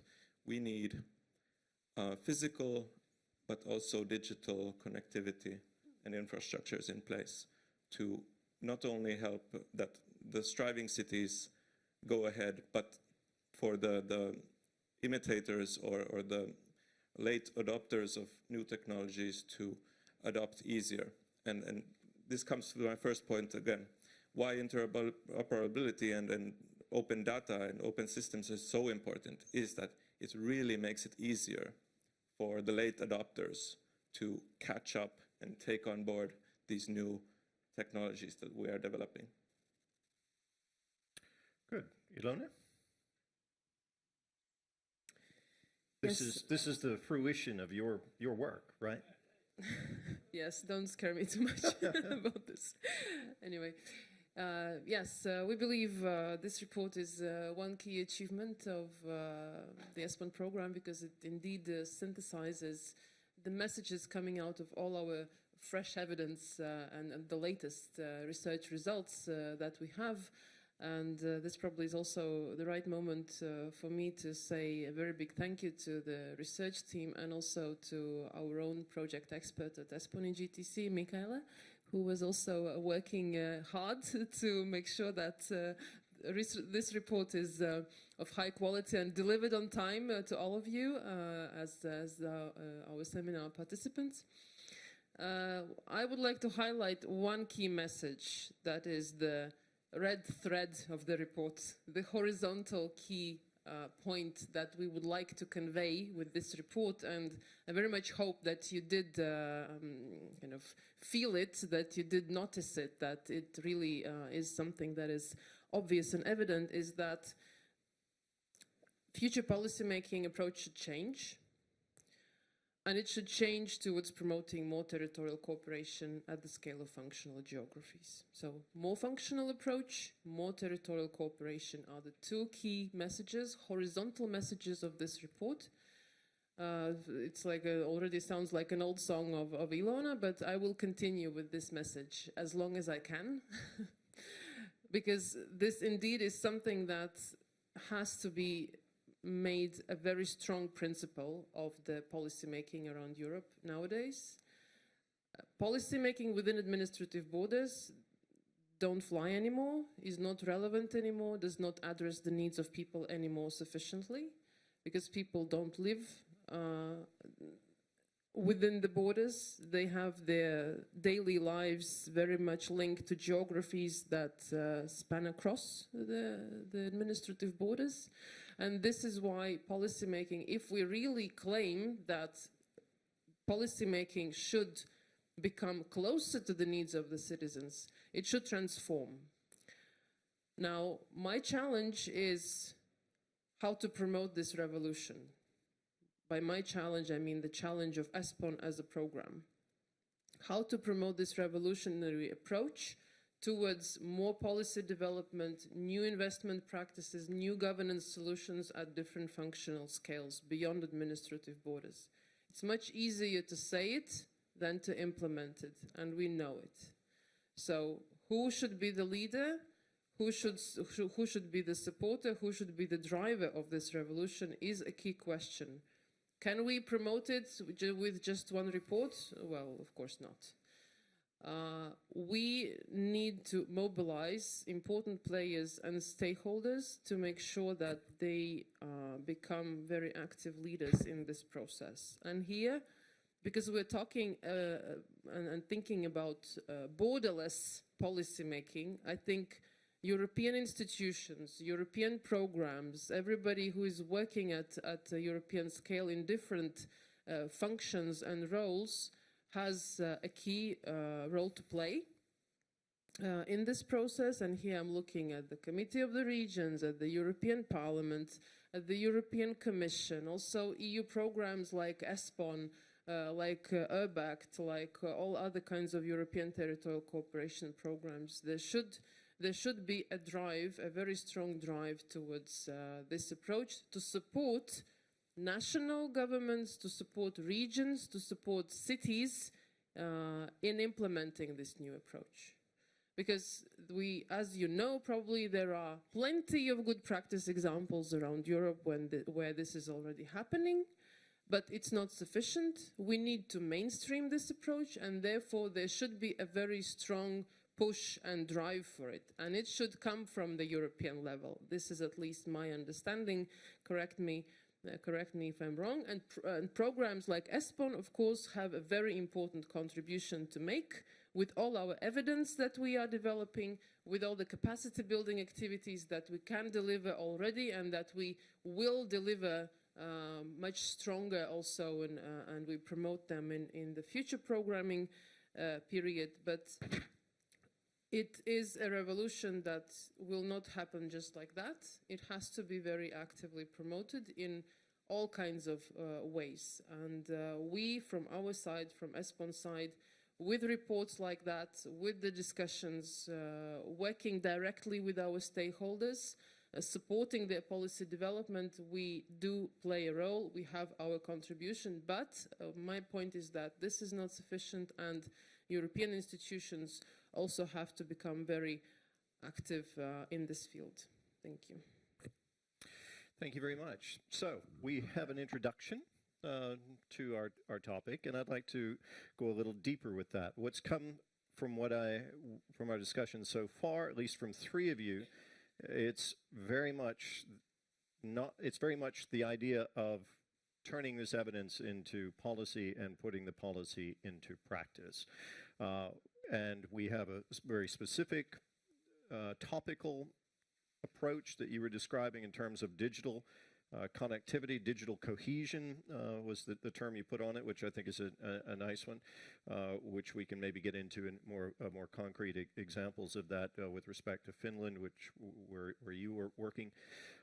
So I would put the question again, going back to the beginning, to Markula, because you have experienced quite a bit, and you're still active as vice president of the Committee of the Regions, that you talk to us a bit about how you see the capacity, the administrative capacity, at different levels in the chain, in the policy chain, the administrative capacity and the political will to take this evidence, to take the policies proposals that are put together on the basis of this evidence and implement it. What do you see there in terms of administrative capacity and political will? Is it there? Let me come that very simply from what Ilona just pointed out, so that we need more of this horizontal action and so the understanding. So what the ESPON reports very clearly show that it's very useful for us at the local and regional level to understand based on that, so where we are, kind of benchmarking. But then when we come to the use of the capacity, so when again linking this on the SDGs, so all those 17 Sustainable Development Goals, so practically at least 2/3 of them, or the actions inside them, when we look on the all 169 more concrete indicators inside those, what the UN and global research communities have showed up. So the 2/3 of them are practically implemented at the local level. Local, and then I mean the whole region. And there we come to this point, so that we need to move to from benchmarking to bench learning first. So that what does it mean? And it's very often that inside Europe now, what is clearly here in the report as well, the importance of smart specialization. So we have these regional strategies focusing on a few key areas where the action should more and more be for economic transformation. And economic transformation is for sustainable growth and learning from the others. So regions who share the same strong interests, so they should do much more on this kind of collaborative learning. Again, evidence-based, evidence-supported, and then don't stop there on the learning, but move to action. And that's why I'm as well a bit more than a week from now, though, going to Madrid for this climate negotiations, several seminars there where we more and more we share the actions. What are we doing? How we can many cities, regions be forerunners, kind of showing to the others and supporting the others as well. And there we again come to this capacity. We have a huge capacity in Europe alone, and that capacity is very much on the local and regional level. But when we talk about cities or this regional level, so it's not that much about the authorities, but it's when talking of cities, so it's different communities of practice there, schools, universities, industrial, large and small, and their combination. And that's why, again, coming strongly from the report, these regional innovation ecosystems, because they're both on the thematic issues, but on the more broader horizontal issues, so the people, actors collaborate with each other and share the results for better impact, better influence throughout the whole Europe. And that's what we need to do more. Okay, so you have identified where you see a need for more learning, not just benchmarking, but benchmark learning, I think is the way you put it, but you also described different efforts to try to enhance that capacity. But I'm very curious to hear what you, as a very experienced politician at different levels of governance, from local or regional on up to the European level, what your experience is in recent years, having you know ESPON, you know the work that ESPON is doing, and ESPON's not the only one doing this kind of work. There are others as well. You're a researcher yourself. You have lifelong learning has been one of your passions.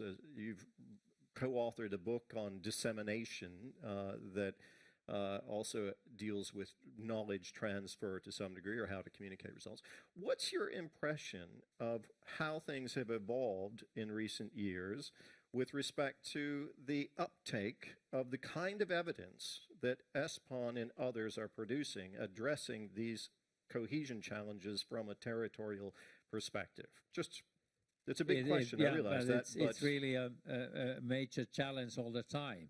But that means that we are not, we should not think about individuals alone, but learning is more and more nowadays team learning with a shared vision. So we organize that and we meet more, and so we need to have this face-to-face events, but we are using networks, digital networks more and more. So to find the new, let's say, data, and that's where we come to what Johanna said so strongly, so that we need to take the digitalization more active use. And there's much what at the EU level, DG GROW has found a very good way how to support the cities.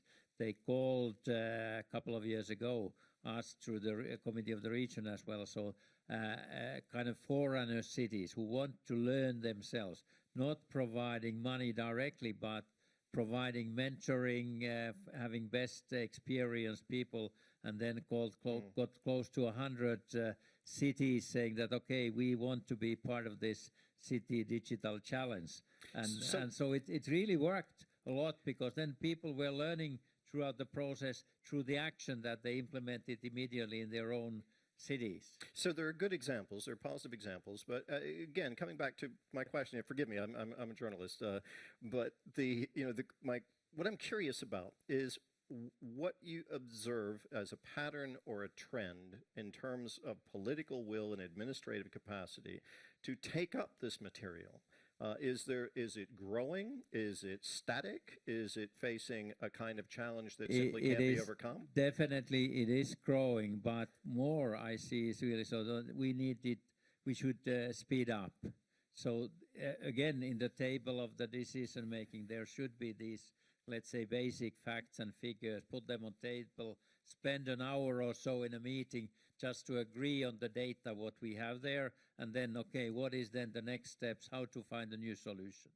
Okay. So it's speeding up, but we should move much, much faster when we look the climate or the other SDGs as well. So there is need for not only social innovations or technological innovation, but kind of societal innovations where the lawmaking or others are part of that. So again, speeding up this transformation.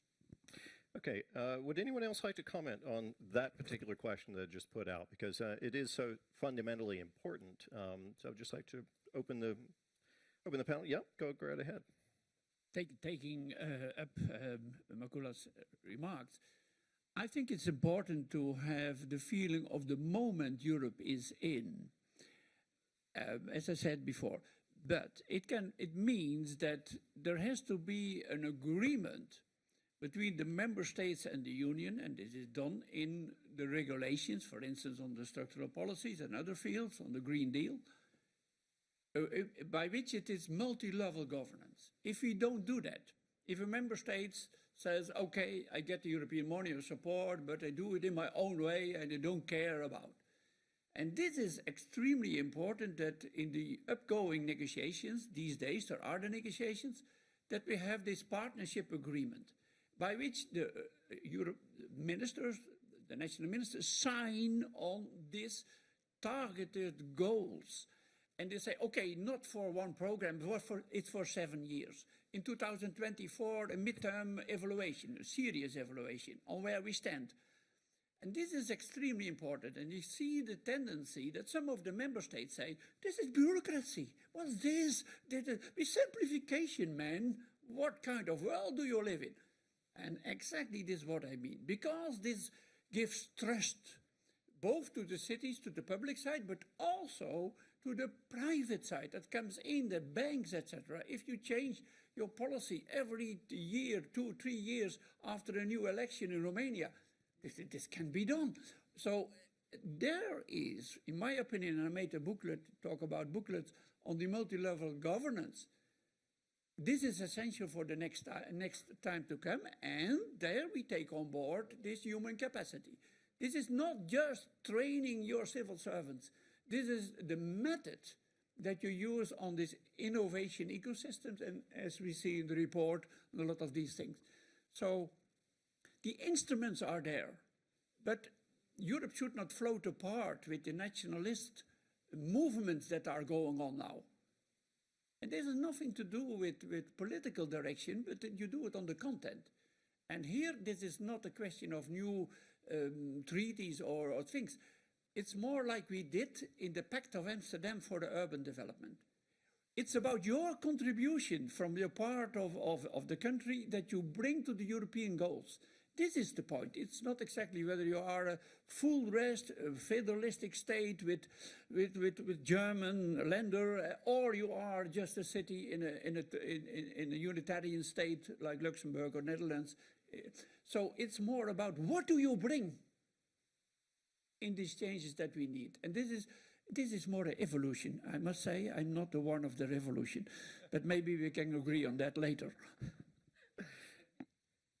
Let me just started to learn more by looking your book, so that there is a good example of kind of spiral influence. So, and Lambert is writing here, ESPON gives an example of cooperative multi-level governance. The silo mentality must be replaced by a continuous cooperative multi-level governance system. So focusing more and learning together again, and so making this in a concrete form to be.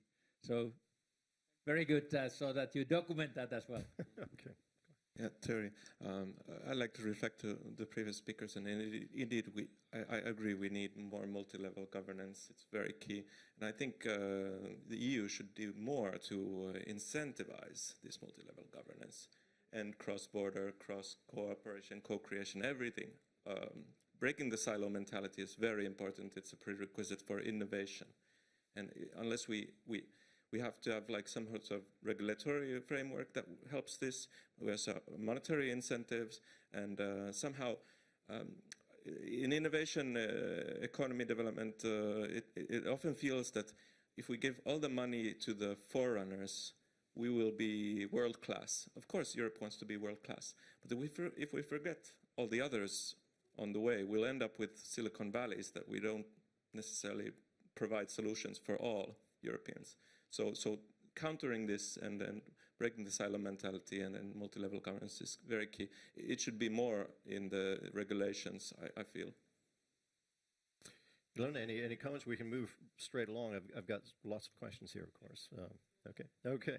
I'd like to get a little bit more concrete and talk about just two aspects of the priorities for the upcoming the post-2020, the formulation of post-2020 cohesion policy, and for the territorial agenda.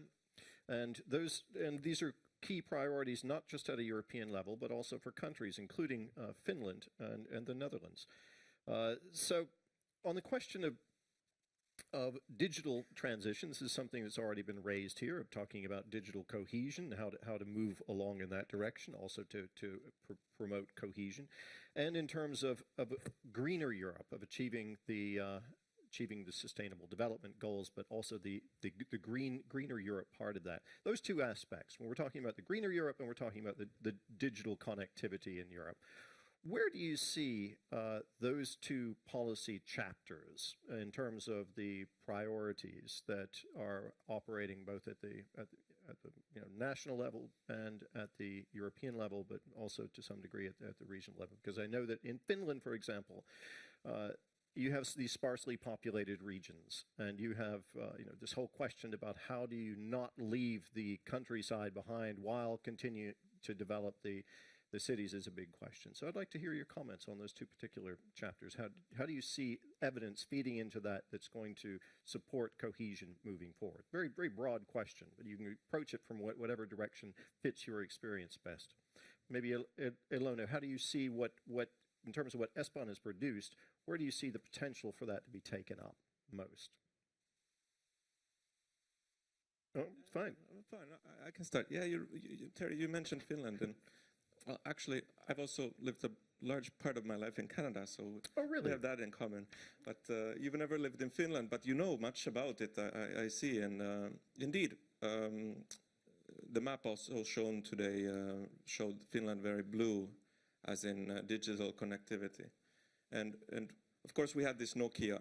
And Nokia was a product because we are actually sparsely populated, and to connect people in sparsely populated areas is very more efficient to develop wireless connections instead of wired connections. Now, currently, concerning the future policy and broadband connections in the countryside, we know that it's not only enough to have these wireless connections. They're wonderful, and I can work in my countryside, at my cottage every day, like on my laptop, and it's really nice. But for certain industries, for certain solutions, for faster connectivity, you need wired connections. And this is where the CEF facility, Connecting Europe, is very important to actually develop hardwired connectivity also to different regions, not only wireless. So, this is also, even in Germany, many people think, oh, Germany, rich country, very industrialized, very powerful. But there are parts of Germany where there is no connectivity. It's also just a blank space, particularly in the east and parts of the north. So this, and again, this impacts business, all kinds of development, also participation in public life. So we've talked about, you've mentioned digitization and how digital connectivity, but I'm on the question of how that relates to cohesion. How is this going to be, how is this goal that you would have can be transferred into policy on the basis of the research that's been produced in this area? Because this is a challenge for everyone, and everyone recognizes how important this is. So do we see progress being made in this area, and if so, how? Comments? Just a very short comment, yeah. I mean, in practice, we see that it's not enough only to provide like broadband connections. You also have to develop the industries and the mentalities of the people receiving these connections, that they actually are put to use and at full capacity. And oftentimes, thinking about the new cohesion policy period, I hear this debate that what's the point of putting broadband connection in countryside? Because no one there is using it, or they don't have the skills or the industries or the enterprises to actually put it to good use. So it's a waste of money. But this is where we come to the silo mentality. So if we break the silo mentality and develop the skills and industries in these areas while bringing the connectivity up, then you get synergies, and then society will benefit as a whole.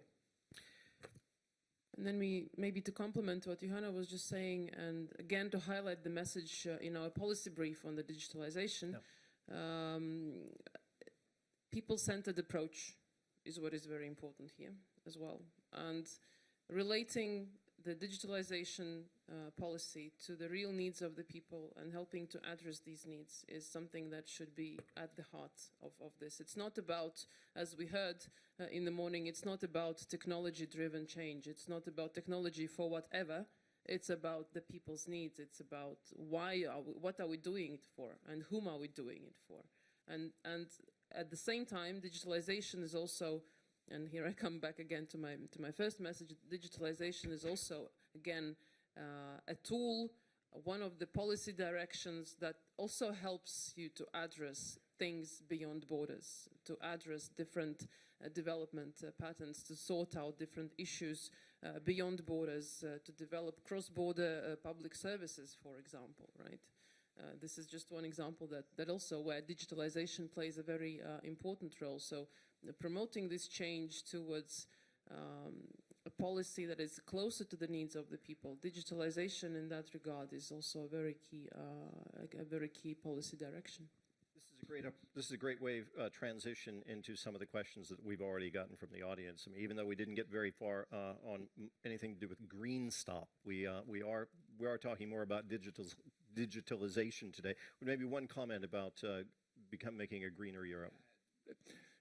The circular economy. You both brought it to the vast rural areas in Finland, but look to Europe. Look to the population shifts. Half Europe is affected by this fundamental citizens-oriented approach. If the citizens go and the younger people leave and don't come back, you can talk to the citizens. But okay, the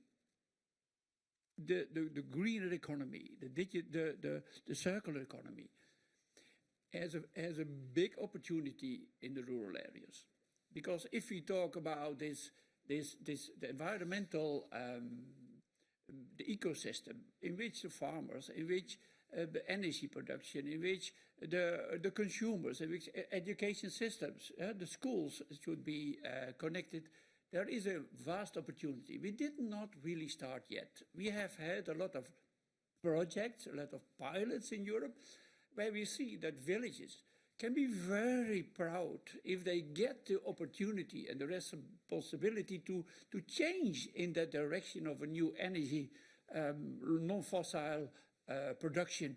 But this is also a question of regulation. There the member states have their hands with the big producing companies that won't give them the possibility. So here again, it's not looking and saying, I want to empower you in your village, and regulation stop them. And there's again the multi-level governance in which we say, yes, what is the next 20 years for the rural areas? How is it? This is now higher on the political agenda too, at all the levels. People are not glad with this nationalistic, with the populistic new movements throughout Europe. People say we are not connected anymore. Is this the Europe that promises something that is promised after the fall of the wall? No, it is in that direction. And there I touch you. And there the smart villages approach can be as important as the Pact of Amsterdam and the development on the urban ecosystem. So I want to be there. And politically, if you see the text of von der Leyen for the new Commission, this attention is there. But it is a big lack of content, a big lack of methods to make it happen. And there you can jump in. I think this is the point. My last remark on that, I was there when we changed the Lisbon Treaty, the treaty. And there we brought the territorial goal of the Union in, with 3 C's. I made a report in the Parliament in 2008. It is, yes, we say yes to concentration, because it has to be done somewhere if you want to compete in the world and be Europe in the future. But on the condition of connection and cooperation. And here these two other C's are not filled in a way that should be done if we need more speed, the speed we need. So there you have to look and say, what are the steps that we can use, and what the content that you brought, this citizens-oriented approach. I think this is both politically necessary, it's felt with the new Commission, but it is a lack of how to do it. And we have to jump in. The CAP, the agricultural policy, will be revised 1 or 2 years later than the cohesion policy. There we have a big opportunity. Absolutely. The second pillar of the agricultural policy can touch these kind of things, not just giving some more money to the farmers. It's another piece of cake. Okay, connection and cooperation. We need more of that. But I'm sorry, I do want to get some of the audience input in here, because it was promised at the beginning, and I'm very, I need to deliver on that. What I would like to hear more about in the last 10 minutes that we have for the talk is the idea of a functional approach that looks beyond borders. Now, we talked about a pan-European approach that considers concentration, cooperation, etc. We've talked about different challenges like connectivity in rural areas, but I would love to think more about crossing borders and how this evidence can help do that. So let's look at what we've got in terms of questions. Maybe we can put this on the screen. We can see what we have so far, or everyone can just see it on their own devices. The question that has got the most votes so far is concerning the whole SMART concept. What is SMART? Is it only about digitalization? We heard the idea of a smart city being questioned today, just what that is. We know there are many definitions, but the one question that's got the most votes up there, it's about appropriate governance. Is it really perhaps more about governance and efficient use of available knowledge and resources. So we're getting back to the governance question and how resources are allocated. Would anyone like to comment more on that in terms of what is smart and what role is digitization playing in that as opposed to governance? Yes, go ahead. And thanks, Terry. Yeah, smart should be understood in a broad sense, and I understand this question, and it's not only about digitalization. As we have stated in our policy brief that we tendered from ESPON, is that digital solutions are only a means to achieve smartness. And we have had like serious talk about smart cities, but I think we should have more talk about smart society. And smart society has to do with all pillars of society, whether it be health services, governance, mechanisms, funding, investments, enterprise. Everything should be smart. No one wants to be dumb, of course, or idiot cities. No, we don't want that. But yeah, this smartness is a vague thing, and but it's doing the right thing to all the people, I'd say. And it's being constantly redefined as we learn too. Ilona, I do want to get you in here because the question is now topping the agenda. Maybe it's getting some more votes as we speak. But it's a question that you are confronted with all the time, and that is the whole outreach question with what ESPON is doing. So I would put that to you. I know you've commented on that already, the need for more of that. It's built into the needs of ESPON. I was looking at how ESPON is described by the European Commission in its own glossary of programs and institutions. And it is mentioned, even in the 10 sentences that's described there, the challenge of trying to achieve this outreach. How are you approaching that? You mentioned already that like, getting people like myself to come in from the outside and talk about it more. How's that going? Yes, indeed. This is a key challenge for us to promote learning, to promote knowledge development on the basis of the evidence that we produce. We definitely cannot do it only with our publications. Our publications is also just a starting point and one tool that helps us to communicate our messages, but also here in our outreach strategy, we should follow a people-centered approach. We need people, we need all of you, as I mentioned in my opening speech. We need our army, our troops that we call the ESPON family. You all playing different roles, either as a policymaker or as a researcher or as a contact point or as a journalist to really. And you are our key network that we want to have informed, sufficiently updated, and also inspired to go out there in the world and to communicate these messages to the people. So this is one very important aspect, is that we need our network that is behind and around the key structures of the ESPON program, that is the managing authority, the EGTC, and other players. We need all our networks of stakeholders to keep them mobilized and keep them informed and give them also all the necessary tools and information that they can use to then communicate the messages. Another important element, I think, and also a continuous challenge for us, is to reach out to the decision makers, the people who are making the decisions on the different policies. We have established very good collaboration with at the expert level, with all of you, with other people working at national, regional, local level. They're very actively engaged as our stakeholders, but we do need to work more with the politicians. Another challenge is for us to be able to reach out to local and regional level, which makes our outreach exercise even more exciting and challenging at the same time, because we have thousands of players we're talking about here as well. We have to be able to communicate preferably in their own national languages, and yes. This is also an additional aspect that we need to consider. That's right.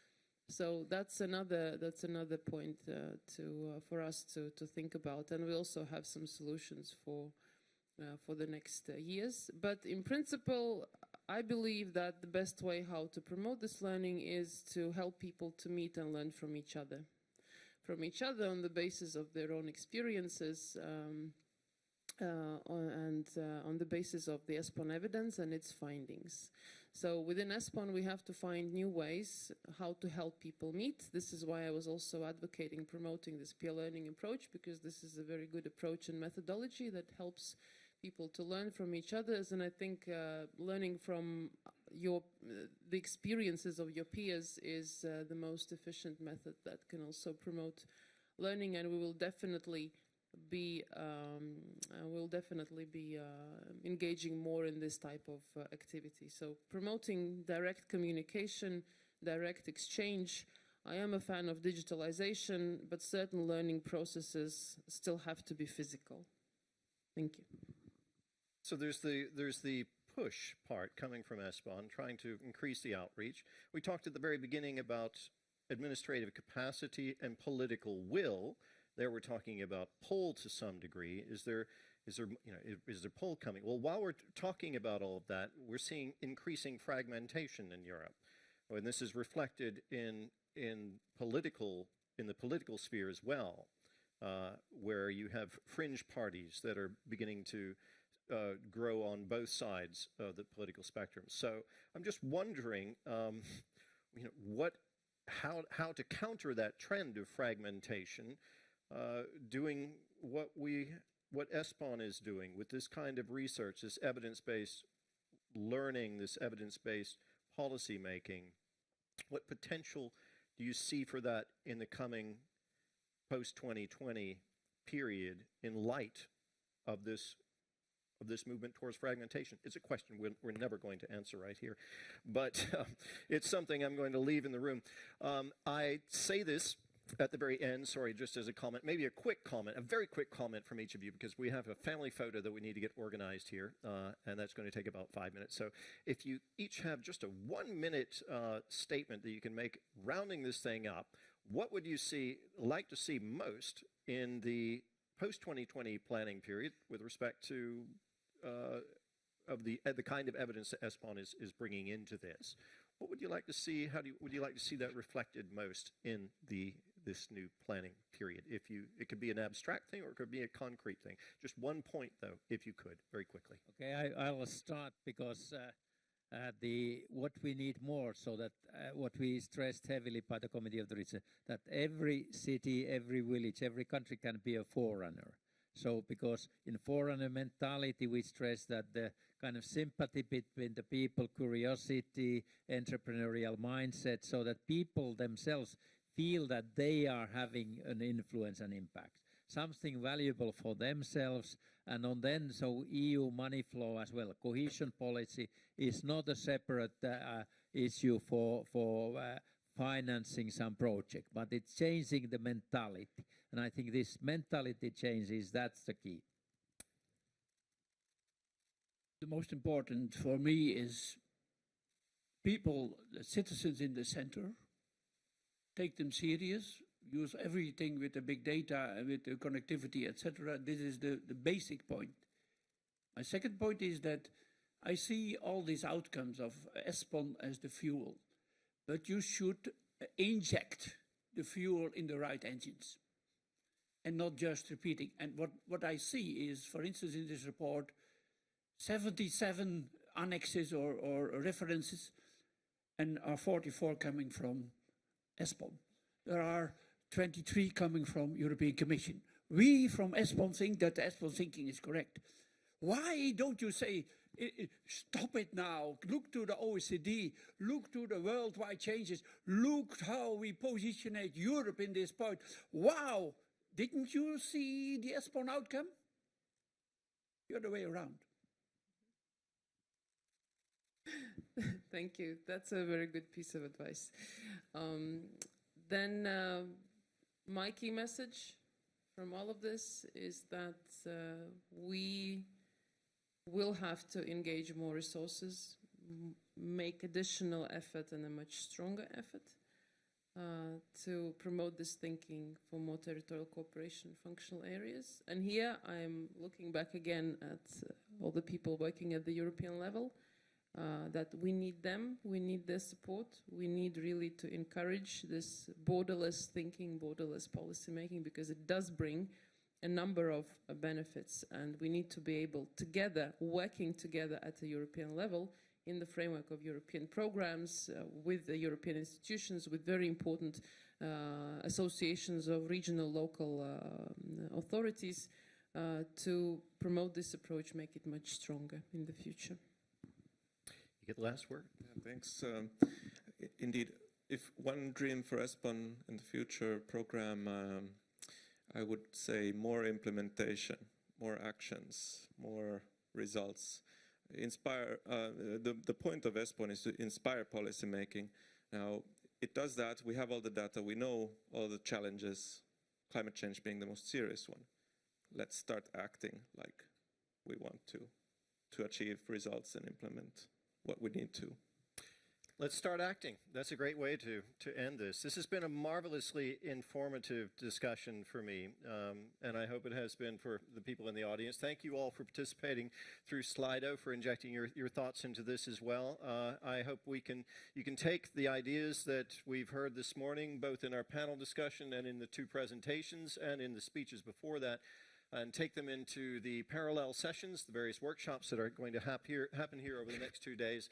It's been a great pleasure for me to be with you this morning. I hope to see you all again. I wish you well with your work, and I can only pray that Europe does find a way of maintaining its cohesion as we move forward, not just Europe, but much of the world. That's what we can all subscribe to, I'm sure. Okay, so first of all, a warm round of applause for our panelists. Thank you very much.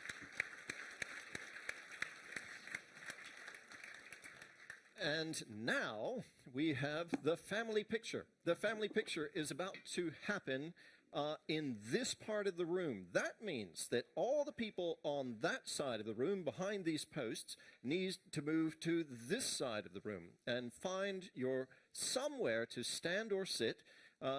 All of the empty chairs here can be filled with people, and the rest can find your space somewhere on those steps up there. That would be ideal. But we need to get everyone to this side of the room and try to pose for our marvelous photographer here today. Yeah.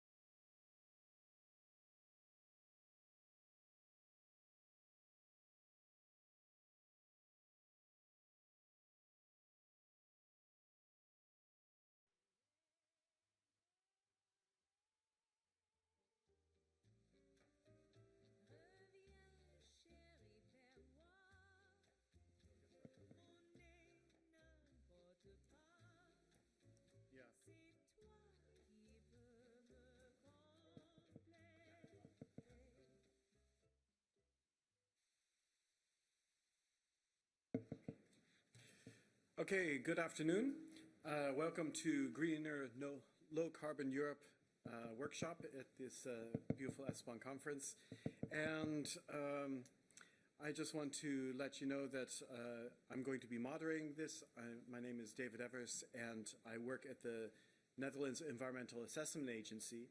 And that is a similar institute, I think, to ESPON, in the sense that we also work in this interface between science and policy. And today at the workshop, we're really going to see this in action, because we're going to have this presentation of ESPON findings first, and then we're going to have a panel discussion where two of the researchers will be on the panel and two policymakers. And we'll see then, let's say, some science policy interface in action. I think this is also a very interesting topic in the sense that it's very politically charged. It's very easy to do the math and say this is what we need to do to achieve our targets, but actually implementing those targets entails many times a very real political risk. And so it'd be very interesting to see people's thoughts on this as well, how you actually take the evidence and do something with the evidence if that also entails putting your neck out politically as well. But first, I think we should learn about the evidence, and then we have our first speaker from TU Delft, and he's going to walk us through his presentation of how ESPON has contributed to our understanding of a greener Europe in this new State of the European Territory report. So, without further ado, Claudio, why don't you come to the stage and give your presentation.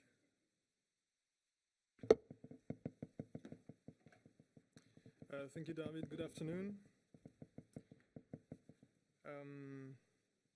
My name is Claudio Forgac. I'm from Delft University of Technology, and I was responsible with putting together this chapter. So this chapter compiles territorial evidence on the current state and trends and gives policy recommendations for a greener, low-carbon Europe. The chapter is structured in 4 sections corresponding to the specific objectives of the European Regional Development Fund and Cohesion Fund funding set in 2018.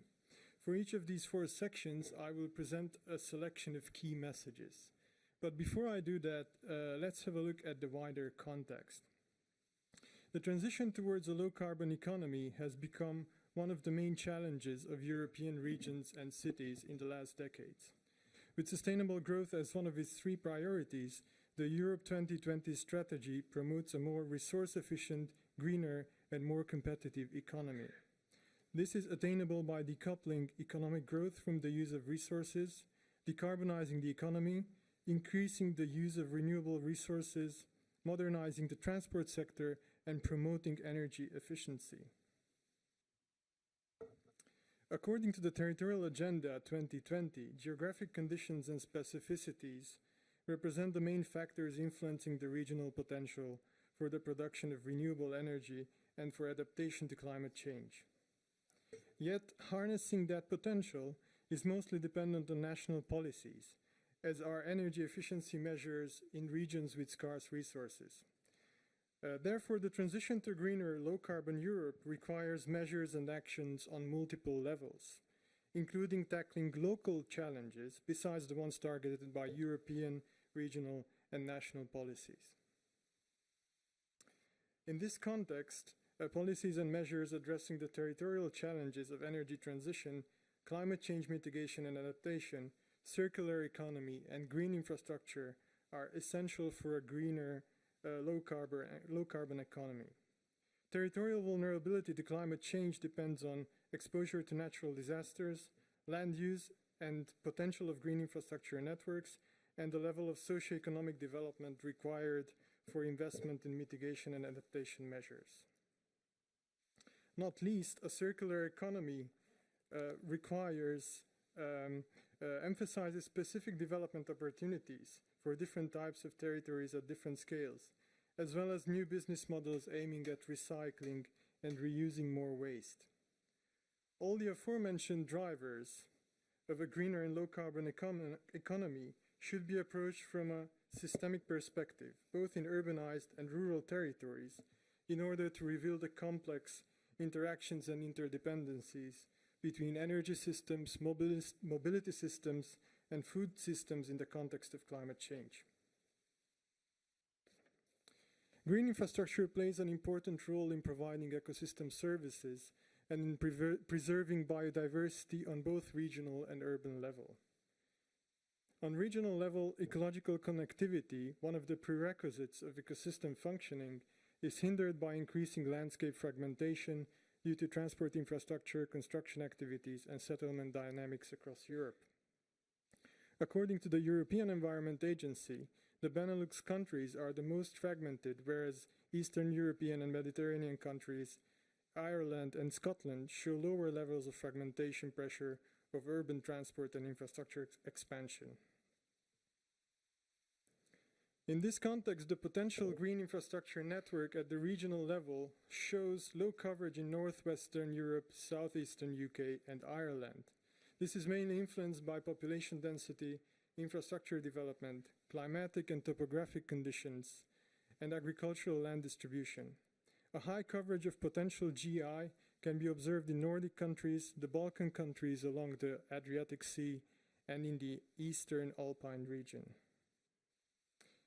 At the urban scale, the coverage with green areas is generally decreasing. The European territory is dominated by cities in which green areas have remained stable, mostly in Central and Northwestern Europe and Alpine countries, or have decreased in Eastern and Southern countries. The reasons for this development are mainly urbanization and economic development after the accession to the EU or for touristic purposes in Southern Europe. This development can also be observed in the Netherlands and Finland, and only a few cities show an increase in green space coverage. Therefore, to support cooperation on regional and local levels, GI-related policies should consider all three inherent elements of GI: connectivity, multifunctionality, and the links with spatial planning. Regions with low potential GI network coverage in northwestern Europe require improved connectivity of existing GI, whereas regions with high potential GI network coverage should be supported through policies promoting sustainable land use and increased biodiversity. The multifunctionality and potential network coverage of GI at regional level should ideally serve the purposes of multiple policy frameworks such as biodiversity, water management, and climate change. To that end, trade-offs between policy objectives are inevitable and should be negotiated when selecting GI over other land uses. Climate change has a differentiated impact on European biogeographical regions, according to the European Environmental Agency. ESPON evidence show that the regions that are the most exposed to the overall impact of climate change are in the south of Europe. Regions with specific geographic specificities, such as mountain areas in Norway or the Dutch coastline, also have a high exposure, partly due to economic dependency on tourism and sea level rise, respectively. Northwestern and southern European coastal regions are most sensitive to extreme events. Exacerbated by sea level rise and projected river floods, northwestern European coastal regions bordering the Atlantic Ocean and smaller hotspots such as the Po River Valley and Venice in Italy, as we saw recently, are most sensitive to extreme weather events. Climate change will have the highest environmental impact in the north and south of Europe. Important factors for the potential environmental impact of climate change are high slopes, especially in mountainous regions, specific soil conditions that facilitate soil erosion, such as in river deltas or along coasts, and the large size of protected areas, for instance in northern Scandinavia. The spatial distribution of flood risk across Europe has not changed significantly between 2002 and 2012. The river basins of the Rhine and the Danube, as well as the Po and the river systems of England, have the highest risk of flooding in Europe. Areas with drought risks are concentrated along the Mediterranean, and an increase in risks has also been observed in the past 20 years in the Carpathian regions, including Hungary and Romania, and in Ireland. Overall, the regions in South and Southeast Europe are the most exposed to natural hazards.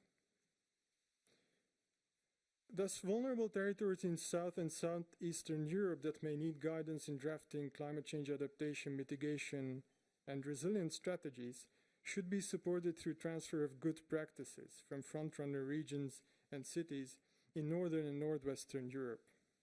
In addition, frontrunner regions could learn from local unplanned adaptations and bottom-up initiatives in less developed regions. Thus, transfer of good practices can be supported by a shared database of successful adaptation and mitigation strategies, and by comparative studies meant to identify differences and similarities between territories. The ambition of European regions and cities to transition towards a low-carbon economy has resulted in several changes in energy consumption and supply and in related policies. Yet fossil fuels are still dominant in energy demand, and global greenhouse gas agreements have not been met, despite the increasing deployment of renewable energy and increased energy efficiency across Europe. The share of energy from renewable sources varies from 50%, with the highest values concentrated in Northern Europe, to low values in South and East Europe, as well as the United Kingdom and Ireland, and less than 10% in the highly urbanized Benelux region in Northwestern Europe. The variance in regional patterns of renewable energy potential is mainly influenced by climatic and geographic differences across Europe. This variance is visible, for instance, in the concentration of wind energy potential in Northwestern Europe and the Baltic region, and in the high potential for solar power in Southern Europe. However, investments are not necessarily made where the potentials are highest for the targeted renewable energy source. For instance, photovoltaic power generation was also developed in less privileged solar regions in Central Europe. Improvement in energy efficiency have decreased after 2010 due to loss of political will to counter climate change, combined with reduced investments in eco-upgrading industries. Yet energy efficiency measures remain important, especially for regions that are vulnerable in terms of social cohesion.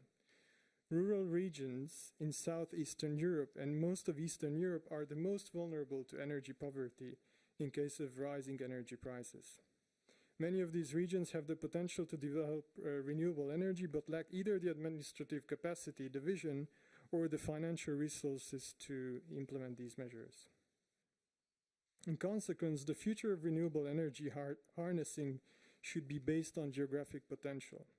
The results of a territorial foresight in which Europe's energy supply and consumption are 100% renewable in 2030, as presented in an ESPON report, illustrate the need to use all territorial potentials. Such a quick transition would imply a focus on harnessing wind power in Northwestern Europe, solar power in Southern Europe, and hydropower in the Alps, Scandinavia, and some parts of Southeastern Europe. To support this transition, energy systems may need to become more decentralized and democratic, with direct involvement of citizens through ownership of energy installations. The concept of circular economy introduces a new model for economic growth, transforming industrial production and consumption habits and offering new opportunities for both businesses and the society. Since a circular economy demands for more transformational approaches to supply and demand of materials, consumers and producers of primary and secondary materials, which follow different territorial patterns, are particularly relevant for the analysis. The total amount of material directly used in an economy, or so-called domestic material consumption per capita, is influenced by local availability and use of natural resources and by population density. As in less densely populated regions, the value of DMC per capita tends to be higher than in densely populated regions. This effect is particularly evident in Northern Europe, where it is coupled with economies with strong reliance on material-intensive sectors such as wood processing and mining. Hence, changes in domestic material consumption show a strong correlation with economic cycles.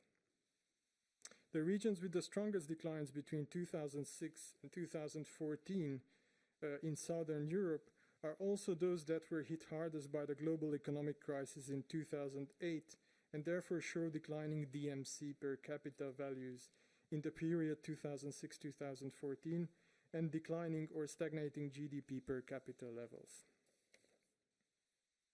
Personal income is one of the main drivers of the total amount of waste generated. Regions with higher GDP per capita tend to produce more waste, and this could explain why urban regions have in general greater per capita values of waste generation. In these areas, however, waste collection infrastructure may simply be better developed, allowing more waste to be collected and treated, including waste coming from rural regions, thus explaining the higher values of food waste and household waste per capita.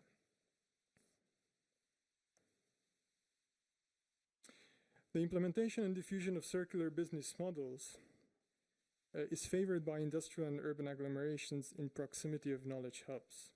Hence, the over 9,000 regional pioneers across all member states that have adopted circular business models concentrate in highly populated regions.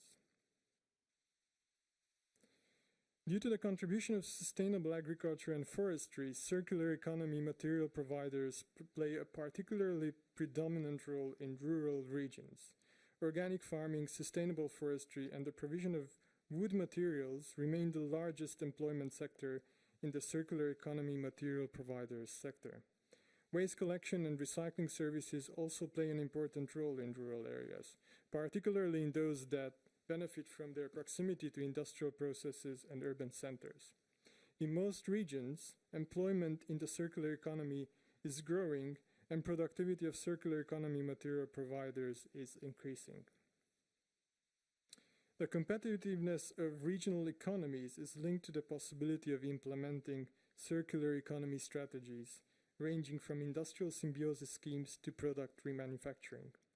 These are more likely to emerge in territories where a diverse industrial ecosystem is already in place or where the products are originally manufactured. Industrial regions in decline may also find opportunities in the emerging markets of secondary raw materials thanks to the availability of industrial plots. One more point. All in all, the implementation and diffusion of circular business models requires cooperation and sharing of knowledge between regional and local governments, material providers, industries, and scientific centers in order to achieve a sound mapping of available resources. Yeah, these were the main messages of the chapter, Greener Low Carbon Europe. Thank you.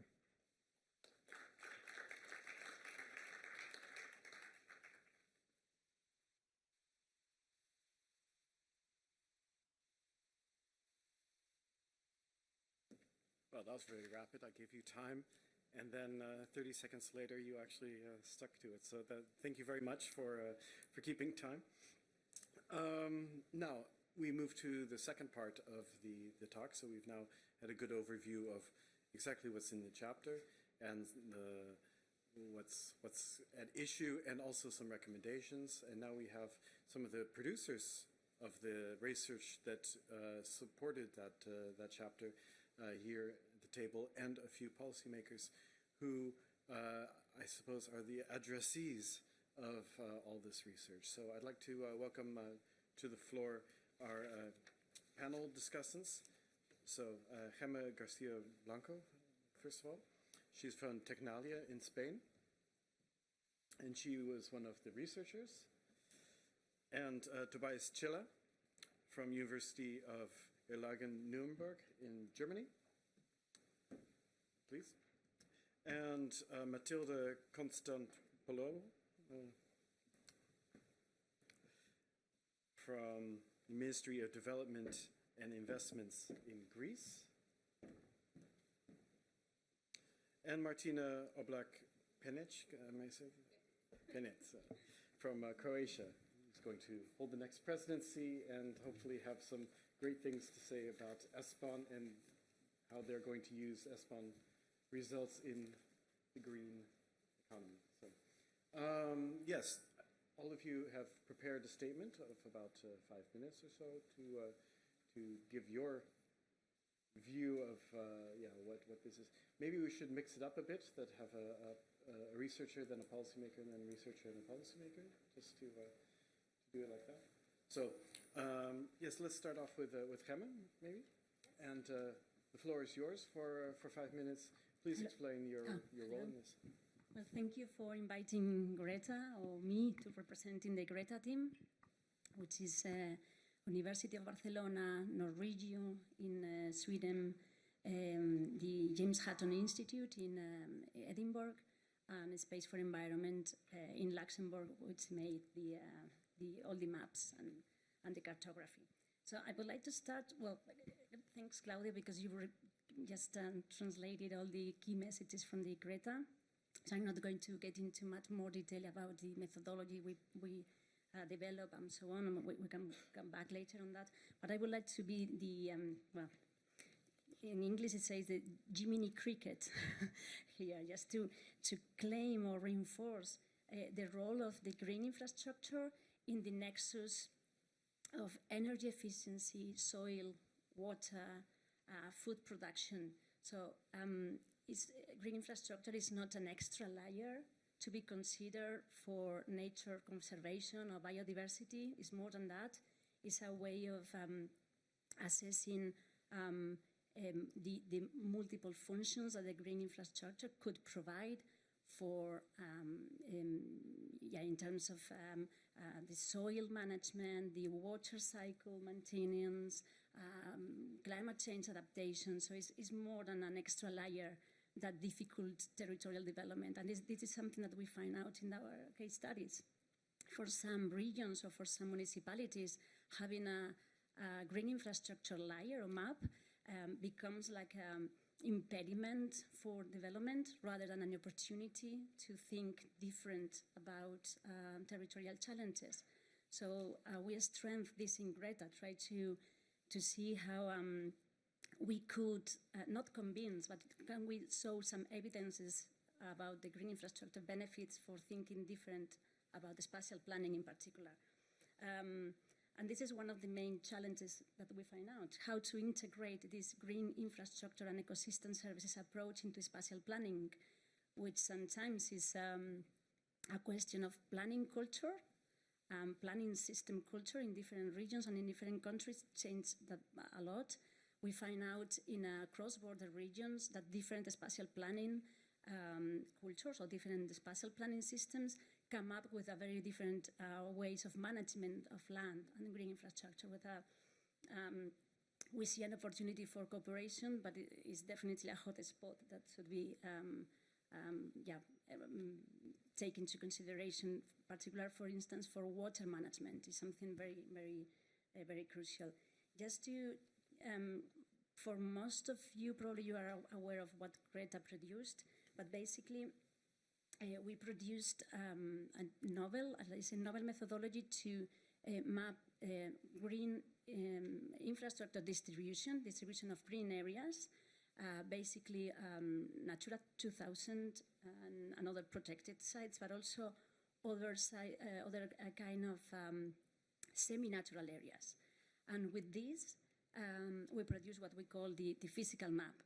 On top of that, we analyze the functionality behind this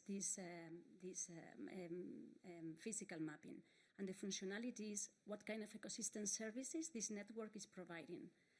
And the third analysis is what are the policy objectives that these ecosystem services are contributing to. So with this approach, we are overcoming this idea of green infrastructure being only about conservation or enhancement of biodiversity is a little bit more. So I can stop here. I've got some reflections on how the research should be placed on for further analysis, but we can come up later on. So I'm done with this preliminary introduction.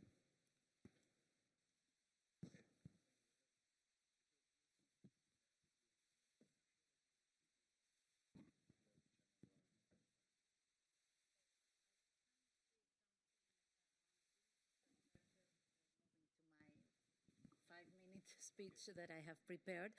And well, actually, it's more than in the case of the research, your research, Greta, and also the state of European territory, we miss blue infrastructure. We, coming from an island country, of course, and this is something that I had later on to deal with, but I wanted to say that insularity and island regions should be dealt in a particular way, especially when Claudio spoke about heterogeneity, multifunctionality, and connectivity regarding green infrastructure. Well, out of these three, the two cannot apply into island regions. So in this case, we have a fragmented area, and this has to be dealt differently, especially when we are talking about putting greener Europe and this whole chapter and this whole policy objective into a territorial dimension, into a special dimension.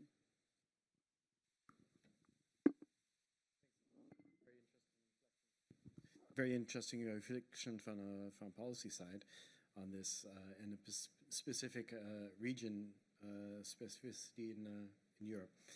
I want to remind the people at home and the people here that we're also using Slido.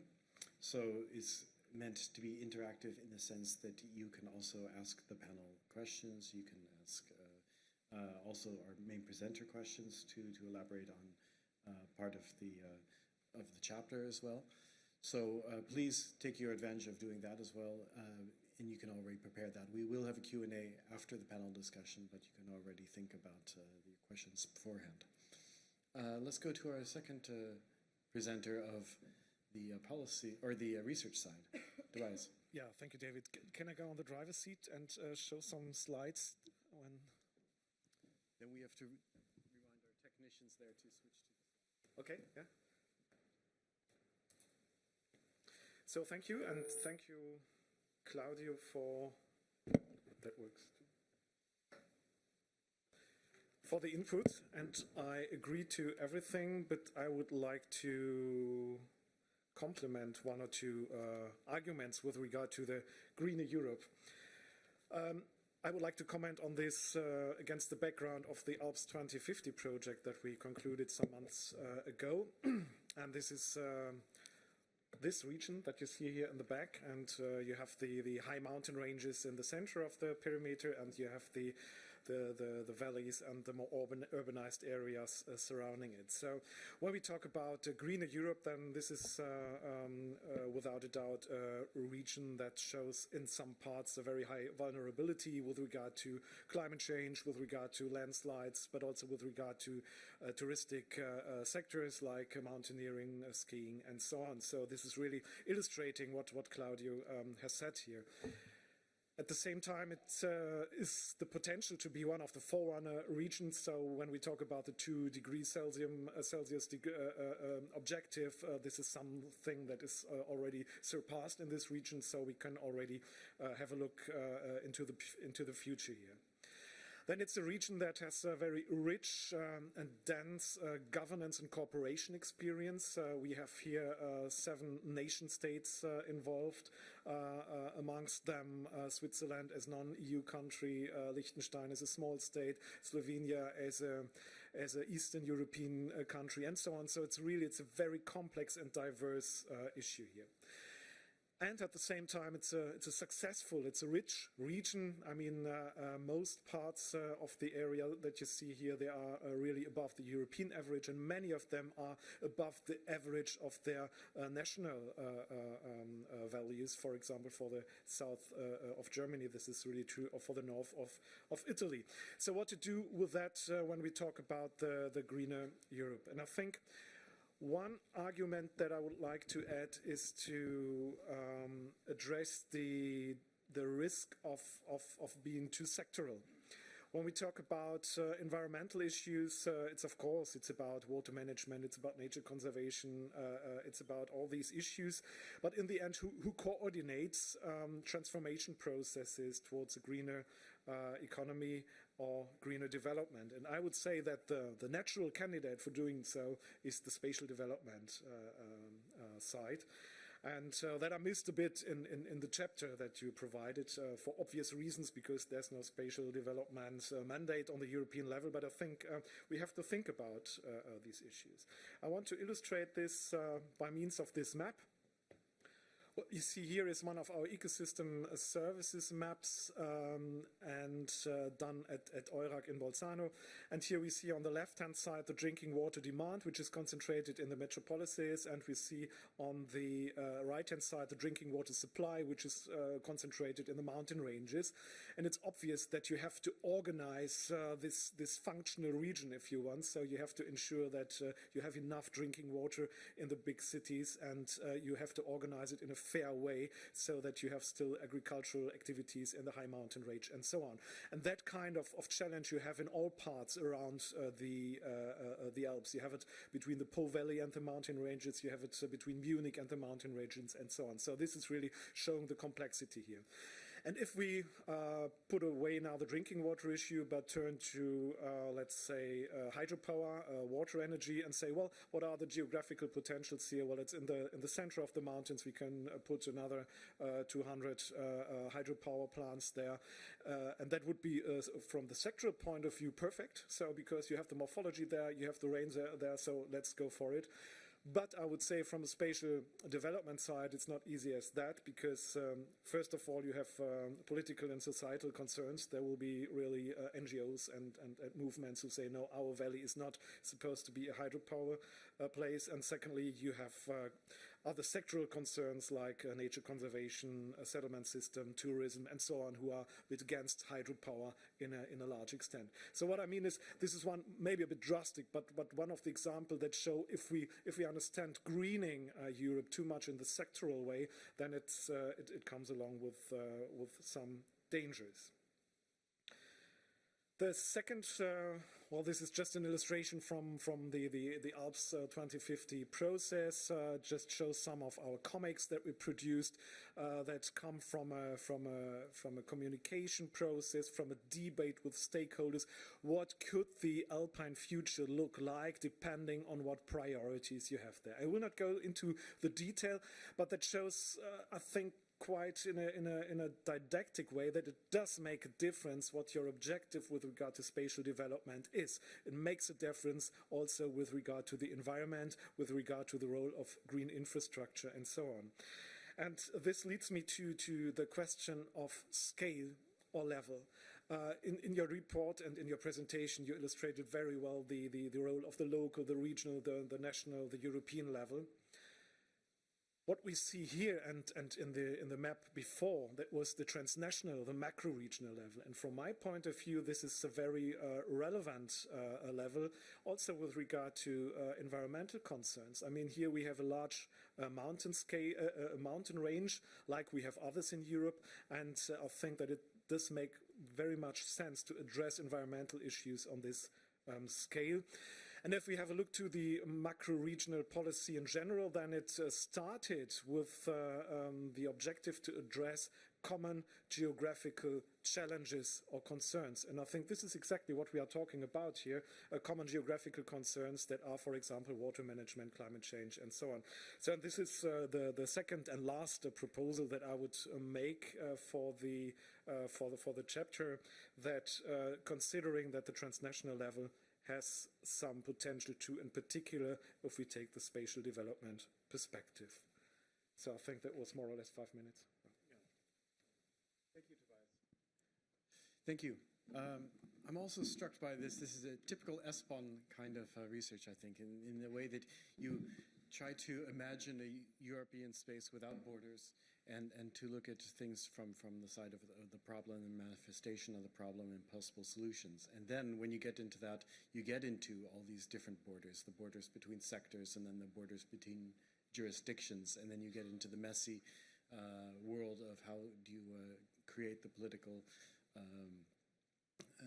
will and political organization to actually address these problems. So thank you very much for that, for a very, let's say, ESPON point of view. Let's go to Matilda, do you want to give your intervention as a policymaker? What would you see from this? Here.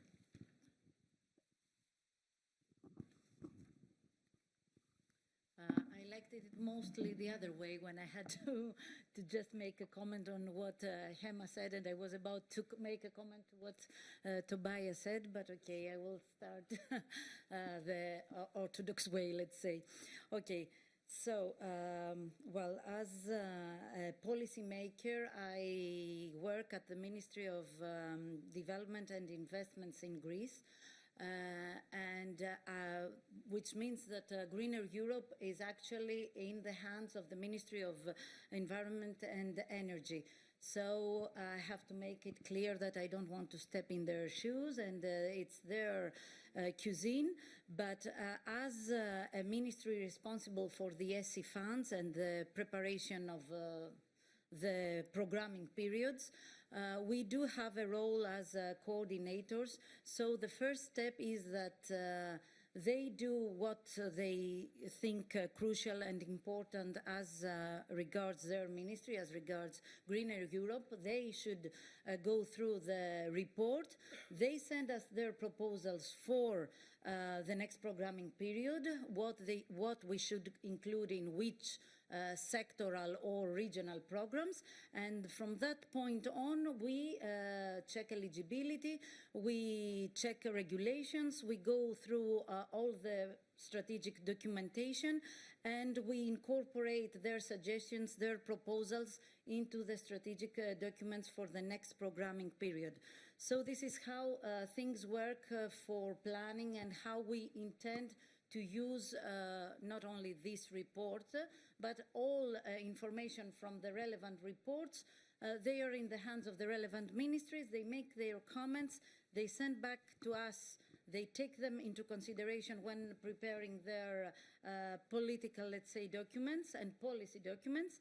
And we do the coordination part of the job. Regarding the state of European territory, I already mentioned before the issue of insularity and blue infrastructures, especially now that back at home there is a political discussion. I have to stress that nothing is decided, but there is a political discussion that there may be a sectoral program dedicated to insularity issues and to maritime and marine and maritime affairs. So from that point, it is quite important that we have the background document, we have some basis to start our discussion, to start building the relevant program if such a decision is taken. Apart from that, I have three examples that I would like to mention regarding that fit in the report and that could be food for the next programming period.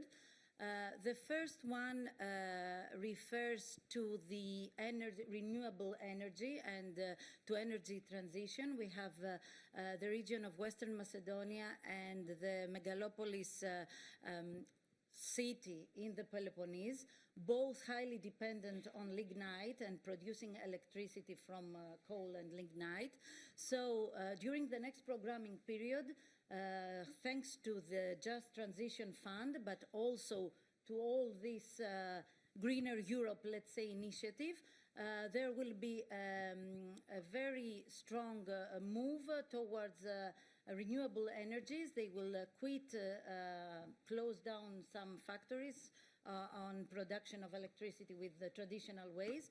So the renewable energy transition, and all the points that are made within the report will be taken into consideration for the preparation of the regional programs, but also the sectoral program depending on energy and environment. This is the one example.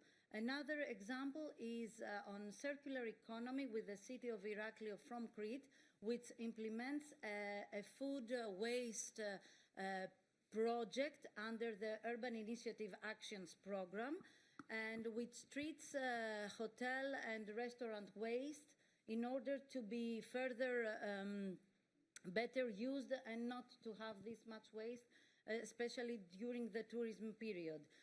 This is a good practice example, since Claudio in the report mentions also that there should be some kind of transfer of good practices from one part of Europe to another, but also, I would say, from one program to another. So this is a project implemented under UIA, but region of Crete will take the good results, the good example, the best practice, and will be able to incorporate it in their regional program now that they are preparing the next programming period. And my last example would be on the macro regions, and especially the EU-SER macro region, the macro region of the Adriatic and Ionian region. As Tobias said, we are moving to new functional areas. We are approaching Europe from a different territorial perspective. Macro regions are there and are evolving, elaborating. Our macro region, which is a relevant new one, under the priority of environmental protection and biodiversity, has built the blue and green corridors along the coastline of the Adriatic, Ionian and Adriatic Sea, starting from Peloponnese in Greece, going through Albania, Croatia, Slovenia, and all the way around the Adriatic to Italy. So these blue and green corridors are something that need to be elaborated, taking the good practices, taking the suggestions and the proposals in the report that was presented. And according to these proposals, we will elaborate, we will change, we will evolve the action plan of the strategy, which is to be revised in view of the next programming period. And I think that there are nice, good inputs from the report that will help us to do the revision of the action plan. Thank you. Well, that sounds very positive. I was just wondering about how it first gets read by a different ministry, from the environmental ministry, and then it goes to you, who has to do the investments. Do they read the report, do you think, in a different way than you would read it? Because many times the environmental side reads things in terms of regulations, and the structural funds is all about many times more bottom-up projects. Do you think that there's a translation issue here, or do you work together about this? Do they know enough about how structural funds work that they could give you good recommendations? How's that working in practice? Well, I think this is a problem that it's not that we back at home face, but it has to be a common practice, negative practice in many countries, because each ministry has its own language, its own understanding of things, and that's why we have this coordination role in order to give the European perspective, the country perspective, but apart from that, taking also into consideration the ESPON evidence, we have also to have a more special, a more territorial approach. In the case of the energy and environmental issues, I think this, in particular back at home, this special approach is missing.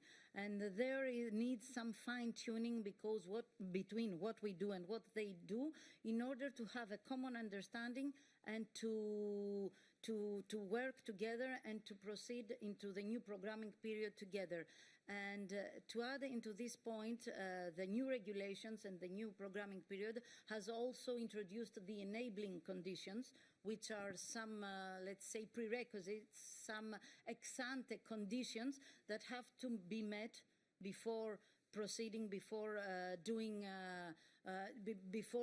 obtaining the goals of the country according to the new programming period. And this is also something that we have, let's say, to make them understand and to comply with.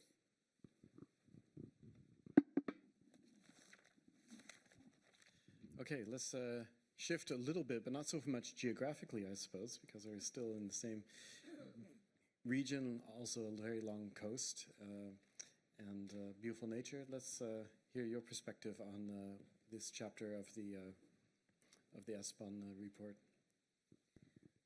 Okay. Yes, my name is Martina. I'm coming from Croatian Ministry of Construction and Physical Planning. I work in a department from programs and projects of the EU. In Office for Strategic Planning and Project Development. I've been working with the ESPON program for a year as a monitor committee member. I like to say that I'm with you about this chapter for blue infrastructure. As you may know, Croatia is holding a presidency next year. So tomorrow we will present the objectives of our presidency. All we know that next year will be very challenging for Croatia. For this topic, I would only say, related to this panel session, that one of our Croatian presidency program priorities, which is also focus of our ministry, is balanced and sustainable development of the Union and its member states in terms of sustainable economic growth and transition to low carbon and circular economy. Over the next decade, EU policies on greenhouse gases, energy efficiency and transition to circular economy will become even deeper, and that will have a strong impact on types of policies that Croatia will have to adopt. I would like to just say what we've been doing on these subjects. During this financial period, through European Regional Development Fund, we promoted energy efficiency and renewable energy by reducing energy consumption in public and residential buildings, and 90% of the allocations have been reserved so far. Regarding renewables in Croatia, excluding hydropower, renewables in Croatia present less than 2% of total capacity, meaning that the investments needs to be drastically intensified to reach the new EU targets, and it's necessary to put in place a new regulatory framework. As we see in the report, energy efficiency measures are most needed along the Adriatic coasts and in the mountain areas where heating and cooling needs are high. And these regions have the potential to develop renewable energy systems, solar and wind, but they have lack of administrative and financial resources. Currently, Croatia is working on a national development strategy for 2030, which is harmonized with SDGs and should be adopted by government during our presidency in March. This national strategy will present national development and implementation framework for new partnership agreements, for operational programs and awarding grants from ESI funds during the next period. Then I'd like to say, due to proposal of common provision regulation and the policy objective of green low carbon Europe, and our national development strategy's objective transition to smart, circular and low carbon society, Croatia will continue with improving its renewables and energy efficiency by decarbonizing the national building stock through deep energy renovation and refine measures to better support energy poverty in accordance with long-term renovation strategy. Also in this objective, green and blue investments, the circular economy, climate adaptation and risk prevention, our sector's priority will be development of green infrastructure and reuse of building and spaces in terms of transition to circular economy, but focusing on urban areas. Considering that at the moment dedicated national programs and strategies on the implementation of green infrastructure are missing, and there's no special regulatory or economic policy instruments for promoting transition to a circular economy. We're developing now two programs.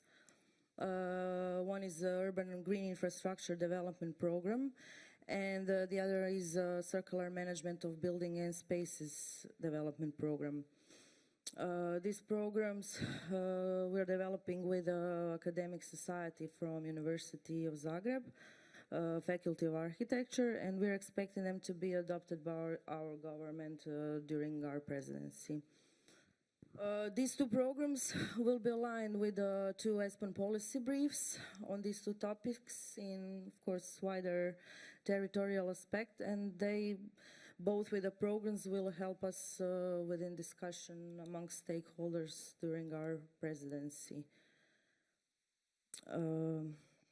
So this is much it of, I mean, I can tell you a little bit more about these green programs that we are doing, but I don't know if I have time. So I have a quick question. When you see these ESPON maps, like the ones about renewables and wind energy or solar energy, and you look at how much you have already accomplished in Croatia, which 2% isn't so high, do you think these maps can help get the message across in your country by showing the European perspective? Do you think that you can be supported by ESPON to go to your politicians and say that this is important because you see that maybe we're having a poor ratio in terms of the amount of renewables we could have in that map and what we've already installed? Yes, but on this topic, I cannot. This is also from other ministry, your jurisdiction, but we mainly focused on energy and renovation. So, and now we are going to do about developing this green infrastructure and circular management of built space in urban areas. So the map, of course, we expect some evidence. I mean, to use some evidence from ESPON, which will be in these policy briefs, like tools to support planning and indicators, best practices and policy exams. Challenging and risks in green infrastructure, integration of green infrastructure into spatial planning and design urban areas. So yes. Okay, thank you very much. I think we've arrived on time with our panel discussion, more or less. So it's time to take questions from the audience. We've had a lot of information. We've had the half hour or 15 minutes of the chapter itself, plus some reflections from some of the people who did the actual research behind that chapter, and some reflection from policymakers about ways forward. Anyone from the audience would care to ask a question? Or perhaps one of you have already asked a question via Slido. There are already 1, 2, 3, 4, 5 questions, if you prefer to do that digitally.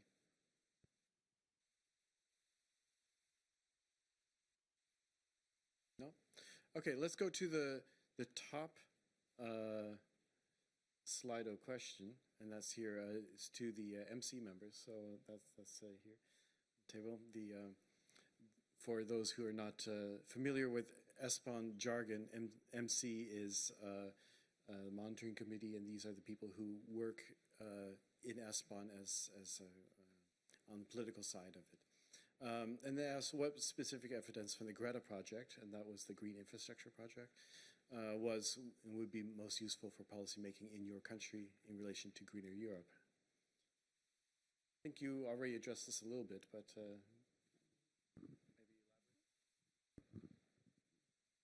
you mean the question to the MC members? Okay, I feel I'm sitting for exams, somebody here wants to see how good we do our work at the monitoring committee. Okay, so of course you don't expect me to know the Greta project by heart, huh? No way.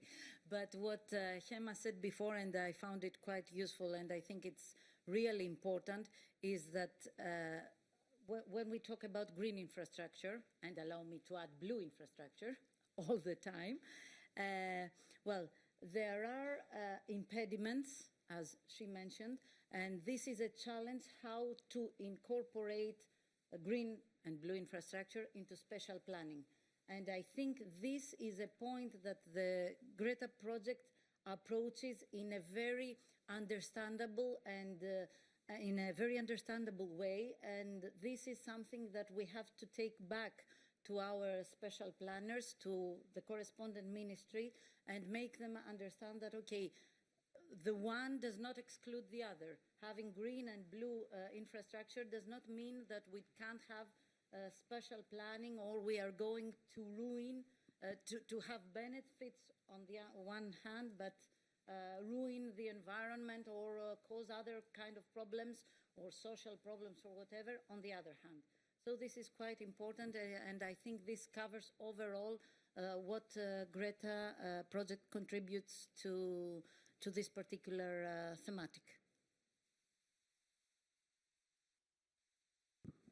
I would say not for especially one project, but only with these main observations. I mean, Croatia is 47% covered with Natura 2000, and we have a lot of fragmentations in the cities. So our main focus will be on that topic. And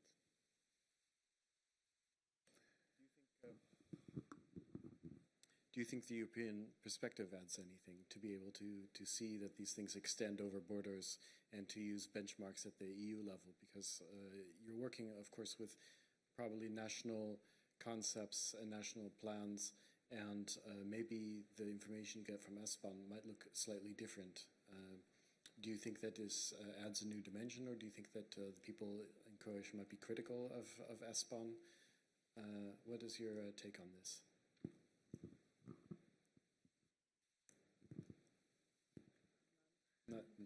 No comment. Okay, then we can maybe move ahead. Anyone care to contribute about green infrastructure ideas?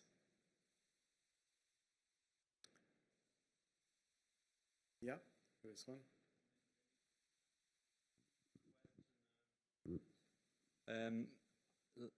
Since I'm working for the Swiss, a Swiss MC member for the Federal Office for Spatial Planning, so I'm in between, in between policy making and research. So my question, especially to the researchers, what is your experience when it comes to bringing your research or knowledge to policymakers? How does that happen, and where do you feel that maybe there is some improvement needed?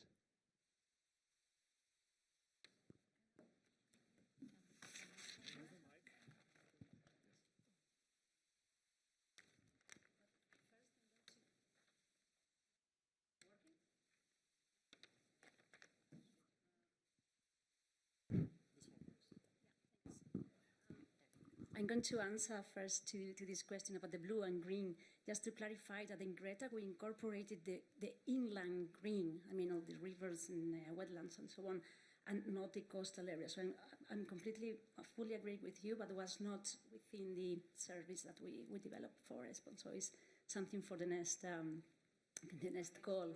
Yeah, definitely. With regards to what you say, how is the uptake of our research by the policymakers? I think that one of the key messages that we were asked for the case studies is the need for evidences. It's like monitoring what are the evidence that the green infrastructure is contributing to these benefits for flood risk reduction, for water quality, for soil. So they need facts and figures. So it's about evidences and compare scenarios with green versus gray to invest and to be more, yeah, it's about the risk that you mentioned before, David, is policies, at least at the municipality level, don't want to take the risk to invest in something that they are not completely sure that is going to work. So unless there's a very strong social demand for green, they will opt for gray, which is more sure. And this takes me to a next step of debate or discussion, which is how to incorporate the private sector in investment on green infrastructure. It's not only about public administrations, but it's also attract private investors and how they can get a kind of a profit out of it.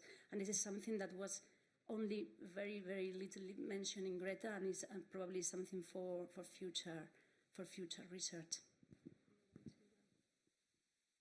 Yeah, one might understand your question in a more fundamental way. So this interface between research and policy is one of the most fundamental questions for the whole ESPON program for more than 15 years now.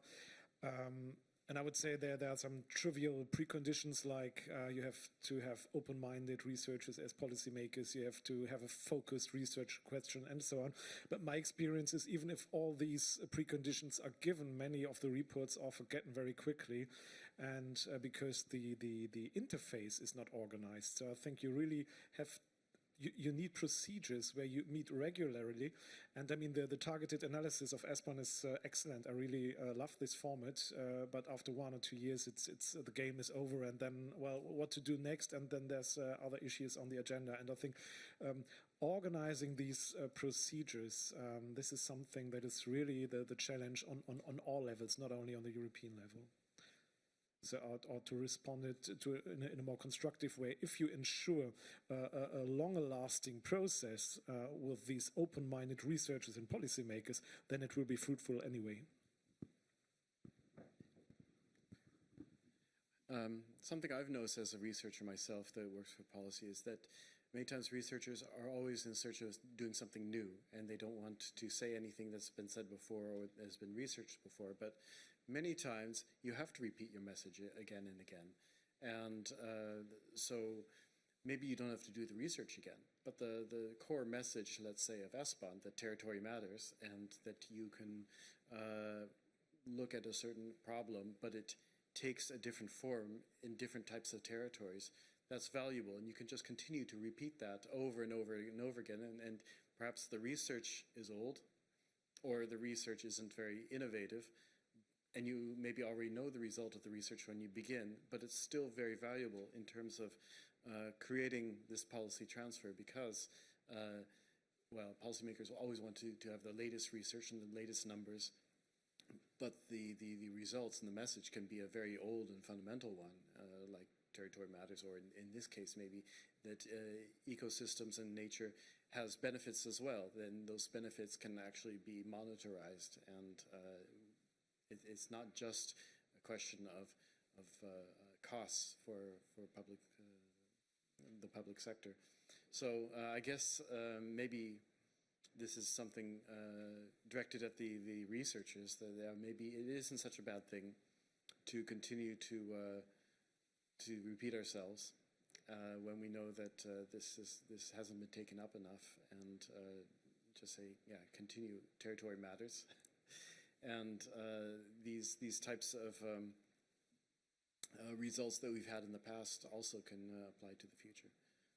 It looks like you want to say something? Here's another question. Hello. I'm Sandra Momcilovic from Ministry of Construction and Physical Planning of Croatia. I work together with Martina, but she works more with energy efficiency topics, and I was head of a service for state-level physical plans. So I would like to go back to your question about the plans, and can we use the data from a green infrastructure project for our plans?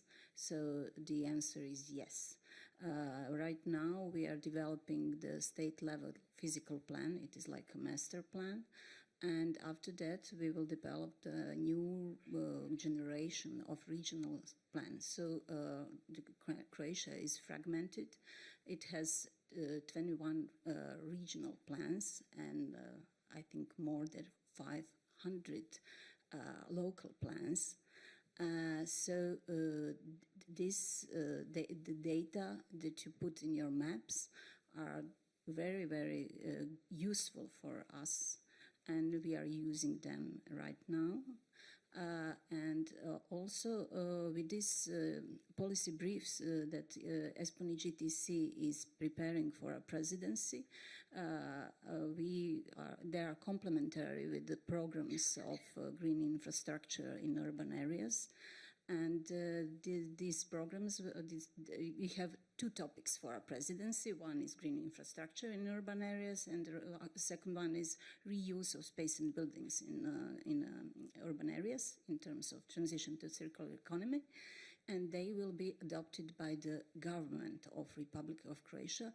And that means that our politicians have to know, they will know about the importance of these topics. Although they are not in our presidency program, but they are like specific topics of our presidency. So, thank you.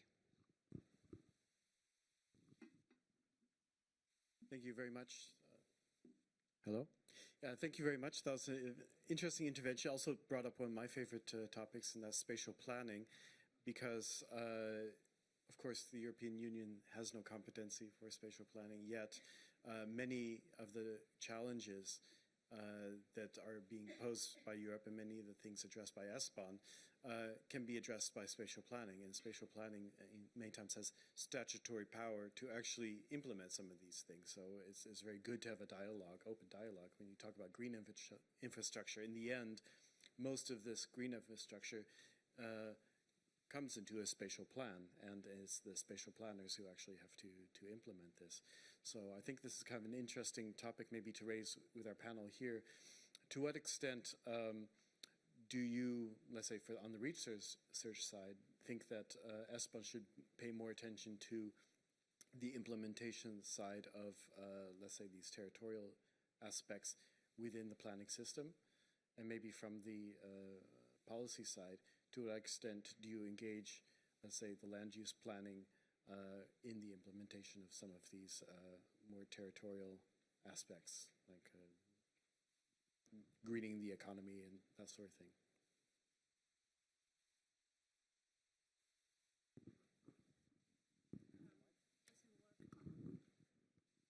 This is a really difficult one, so I'm going to just say some ideas and see what happens, because I think it's from one hand, what ESPON could do is try to use different typologies of planning systems to see what were the success implementation of green infrastructures, and also what failed, the failures. In Greta, we only analyze best practices, but I think we should do the other way around. We should analyze probably the failures to see really which were the constraints, because sometimes you learn more from the failures. And so it's probably one of the issues that we could assess. And in different planning systems, because we find out the Mediterranean countries work completely different due to probably land use policies than northern countries, and the Eastern European works completely different. It's a cultural planning. So probably we need to analyze these different typologies and learn from the failures. This could be one of ideas to, and also just a second idea, the scale matters. It's not the way we analyze green infrastructure on national, regional and local level change completely. The benefits are different. The roles for managing and maintenance and make decisions are different. So probably a scale and types of systems, planning systems.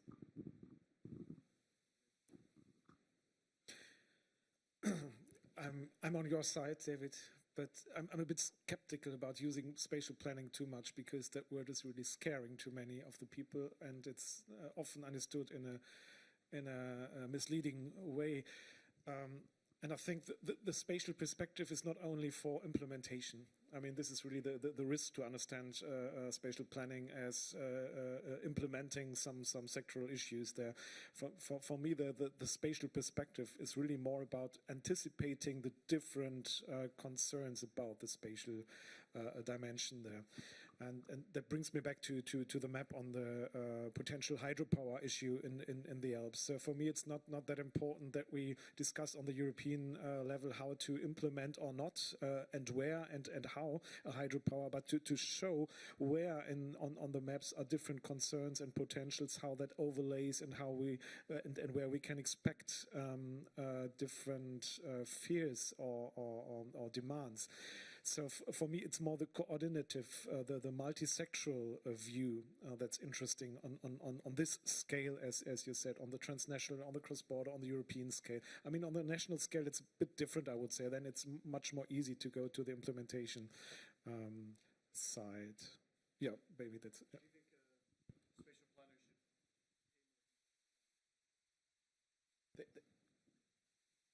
In your opinion, should spatial planners at the national level pay more attention to ESPON? Do you think that's a blind spot? Oh, I don't know all of them, but I know some of them who read the ESPON reports, others don't. The question is more, what can we do about those who don't know ESPON? How can we improve dissemination activities? How can we involve them in European procedures? And this is a question for the contact points and for the outreach department. And Ilona has commented on this morning already. I mean, we still have a language that's too difficult. We have this interface problems about expectations, and yeah, I mean, after 20 years of ESPON and European spatial development, one could have expected to be already further, but well, we are taking step by step, and it's more complex than we anticipated 20 years ago, I would say. I don't know in the end.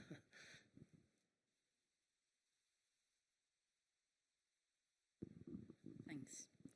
Well, I think Tobias put it very to the point, and I don't have much to say, because actually, well, he's concerned that when we use special planning too much and for every bits and pieces and for every implementation component, but on the contrary, I think back at home we are lagging a bit behind on special planning. This is one thing. So I think first of all we have to create and cultivate the mentality of special planning and what has to give to us. And also back at home, special planning is fragmented. So some cases we have good examples, then these examples override or overrule or overturn other examples. This is an issue that has to be solved, of course, at national level. Apart from that, I also agree that the ESPON language and ESPON results can be sometimes difficult, and especially when they are to be used by special planners or by politicians or by people elected that have to work together with the special planners, then you have two different worlds that cannot get easily combined, and that maybe end up into controversial statements, into controversial approach of things.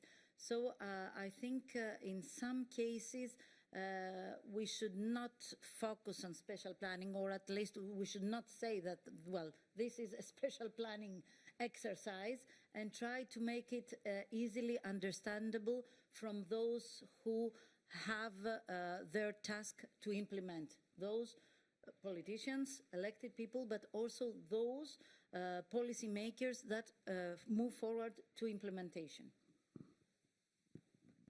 And I guess your colleague brought this up, okay, for Croatia. Maybe we can go to the most popular Slido question. And that's how can digital transition help to deliver greener Europe, and how can it bring the sustainability closer to citizens? And this sounds very nice, and I can imagine all these citizens coming up with very innovative, nice ideas, and we were also told, I think, earlier that this should be made more democratic, and the energy production, for example, more decentralized and democratic. That sounds very nice. On the other hand, there are many vested interests that are very centralized and powerful, and they would also argue that it's very efficient to do this in a centralized, organized way. Can this digital transition really offer something new? Can it, let's say, bring power back to, let's say, ordinary citizens and be a countervailing power for this? Anyone want to kick off this off with an opinion? Tobias, you seem to... Yeah, I don't want to monopolize the discussion, but yeah, it's really an interesting question, I think. I mean, it's trivial to say that digitalization has a great potential as a cross-cutting tool for greening the world. It starts with a better information flow on transportation issues, and it goes to medical issues in sparsely populated areas where you can have consultation hours on the computer. And it goes to visitors' guidance in the Alps, saying, well, in February, don't use this way because there's some environmental issue there, but in March it's okay again, and you see it on your map. So it's endless to say where you have environmental or green issues that you can improve and implement via digital tools.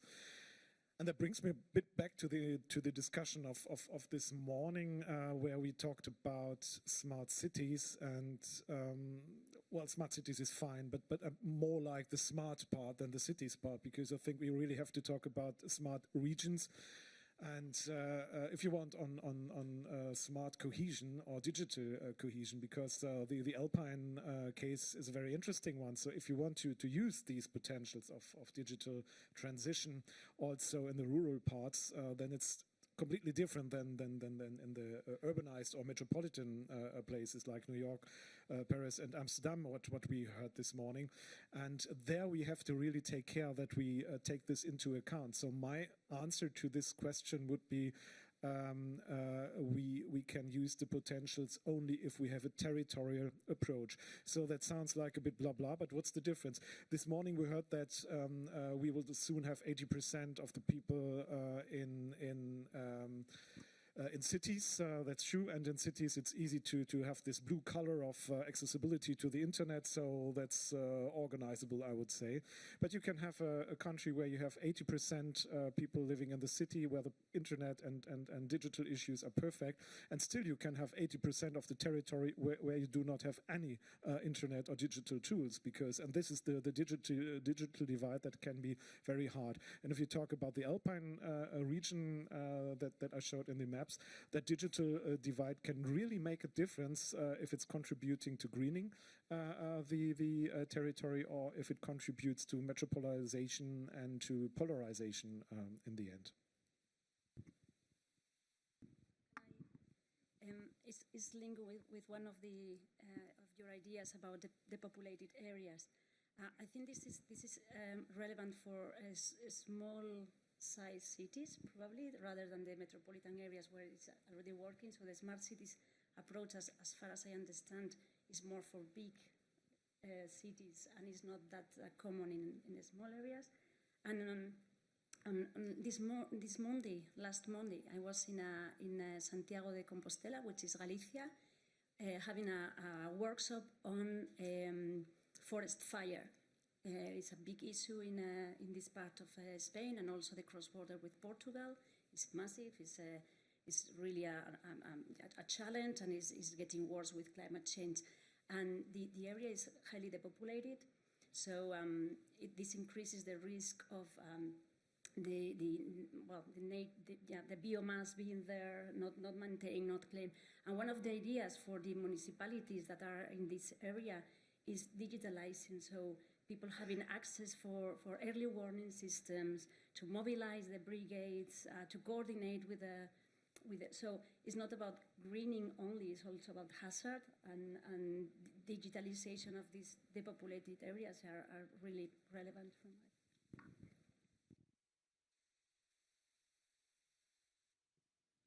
And perhaps it could have some impact on agriculture as well, because agriculture is also a very big environmental polluter, and maybe through some smart technologies, digitization, information about those pollutants, it could also improve that as well. So I guess there's work to do in the rural areas as well as urban areas. And even for attractivity of those young agricultors that could come back to the rural areas. Any thoughts from our policymaker side about this? Digitization, whether you see opportunities and how these could be implemented and what effects that could have? Well, I wanted to give an example which is similar to what Hema said before about forest fires, and this is a practice that has been taken up recently in Greece. So in case summer we have forest fires, there has been developed a system that shows the course of the fire, and also that also alerts if it is getting near to villages or small towns, in order to avoid casualties for people, but also for stock or for cutlery and all this stuff. And I think it's quite important, and this is actually what means sustainability and better quality of people. If you cannot at least prevail and quit or avoid, that's the word I was looking for, avoid some natural hazards or natural disasters, at least you have to be able to protect some kind your people, protect the citizens, and find ways to advise them, to alert them, and this is something that has been put into practice recently with successful results.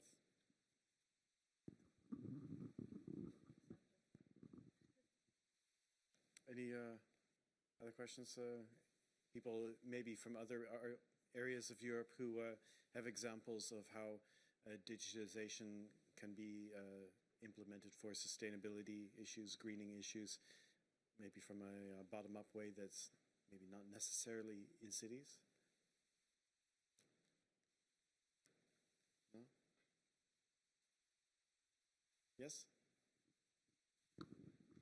Just to give a short idea of an answer to the question. So Maarten van Schie, also a PBL colleague of David.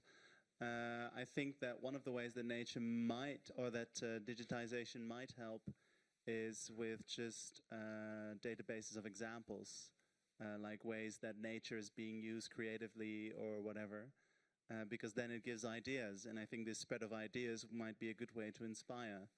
So that's the one thing that I can think of, how digitization might actually help make Europe more sustainable and greener.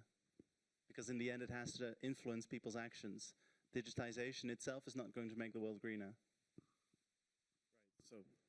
So even if you're in a very remote area, you still, through the digitization, have access to all these practices, and maybe you learn about some excellent practice in another region which is similar to your region, but maybe very far away. Okay. Good. Yeah, and that ties into the, let's say, the ecological services idea too. Okay. Let's see, should we take another Slido question? Let's see, how are we doing on time? Oh, well, we have enough for maybe one last question on Slido. Let's see what we have. The top is, I think we've already, that's more to our policymakers. Maybe if we take the top, do you think of all these concepts that you've heard quite a few from the chapter that was presented, and some here on the panel discussion. What do you think you're going to take home the most, that you think, this is something that I can really tell my colleagues at home, this is what I learned at ESPON about how we should improve greening from a more territorial perspective, for more European perspective, thinking away borders. Your biggest takeaway?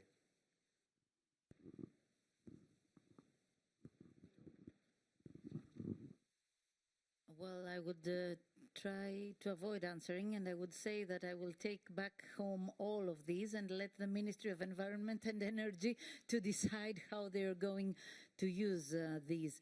But apart from that, I think that the more important thing is that we have to approach green infrastructure in a positive way,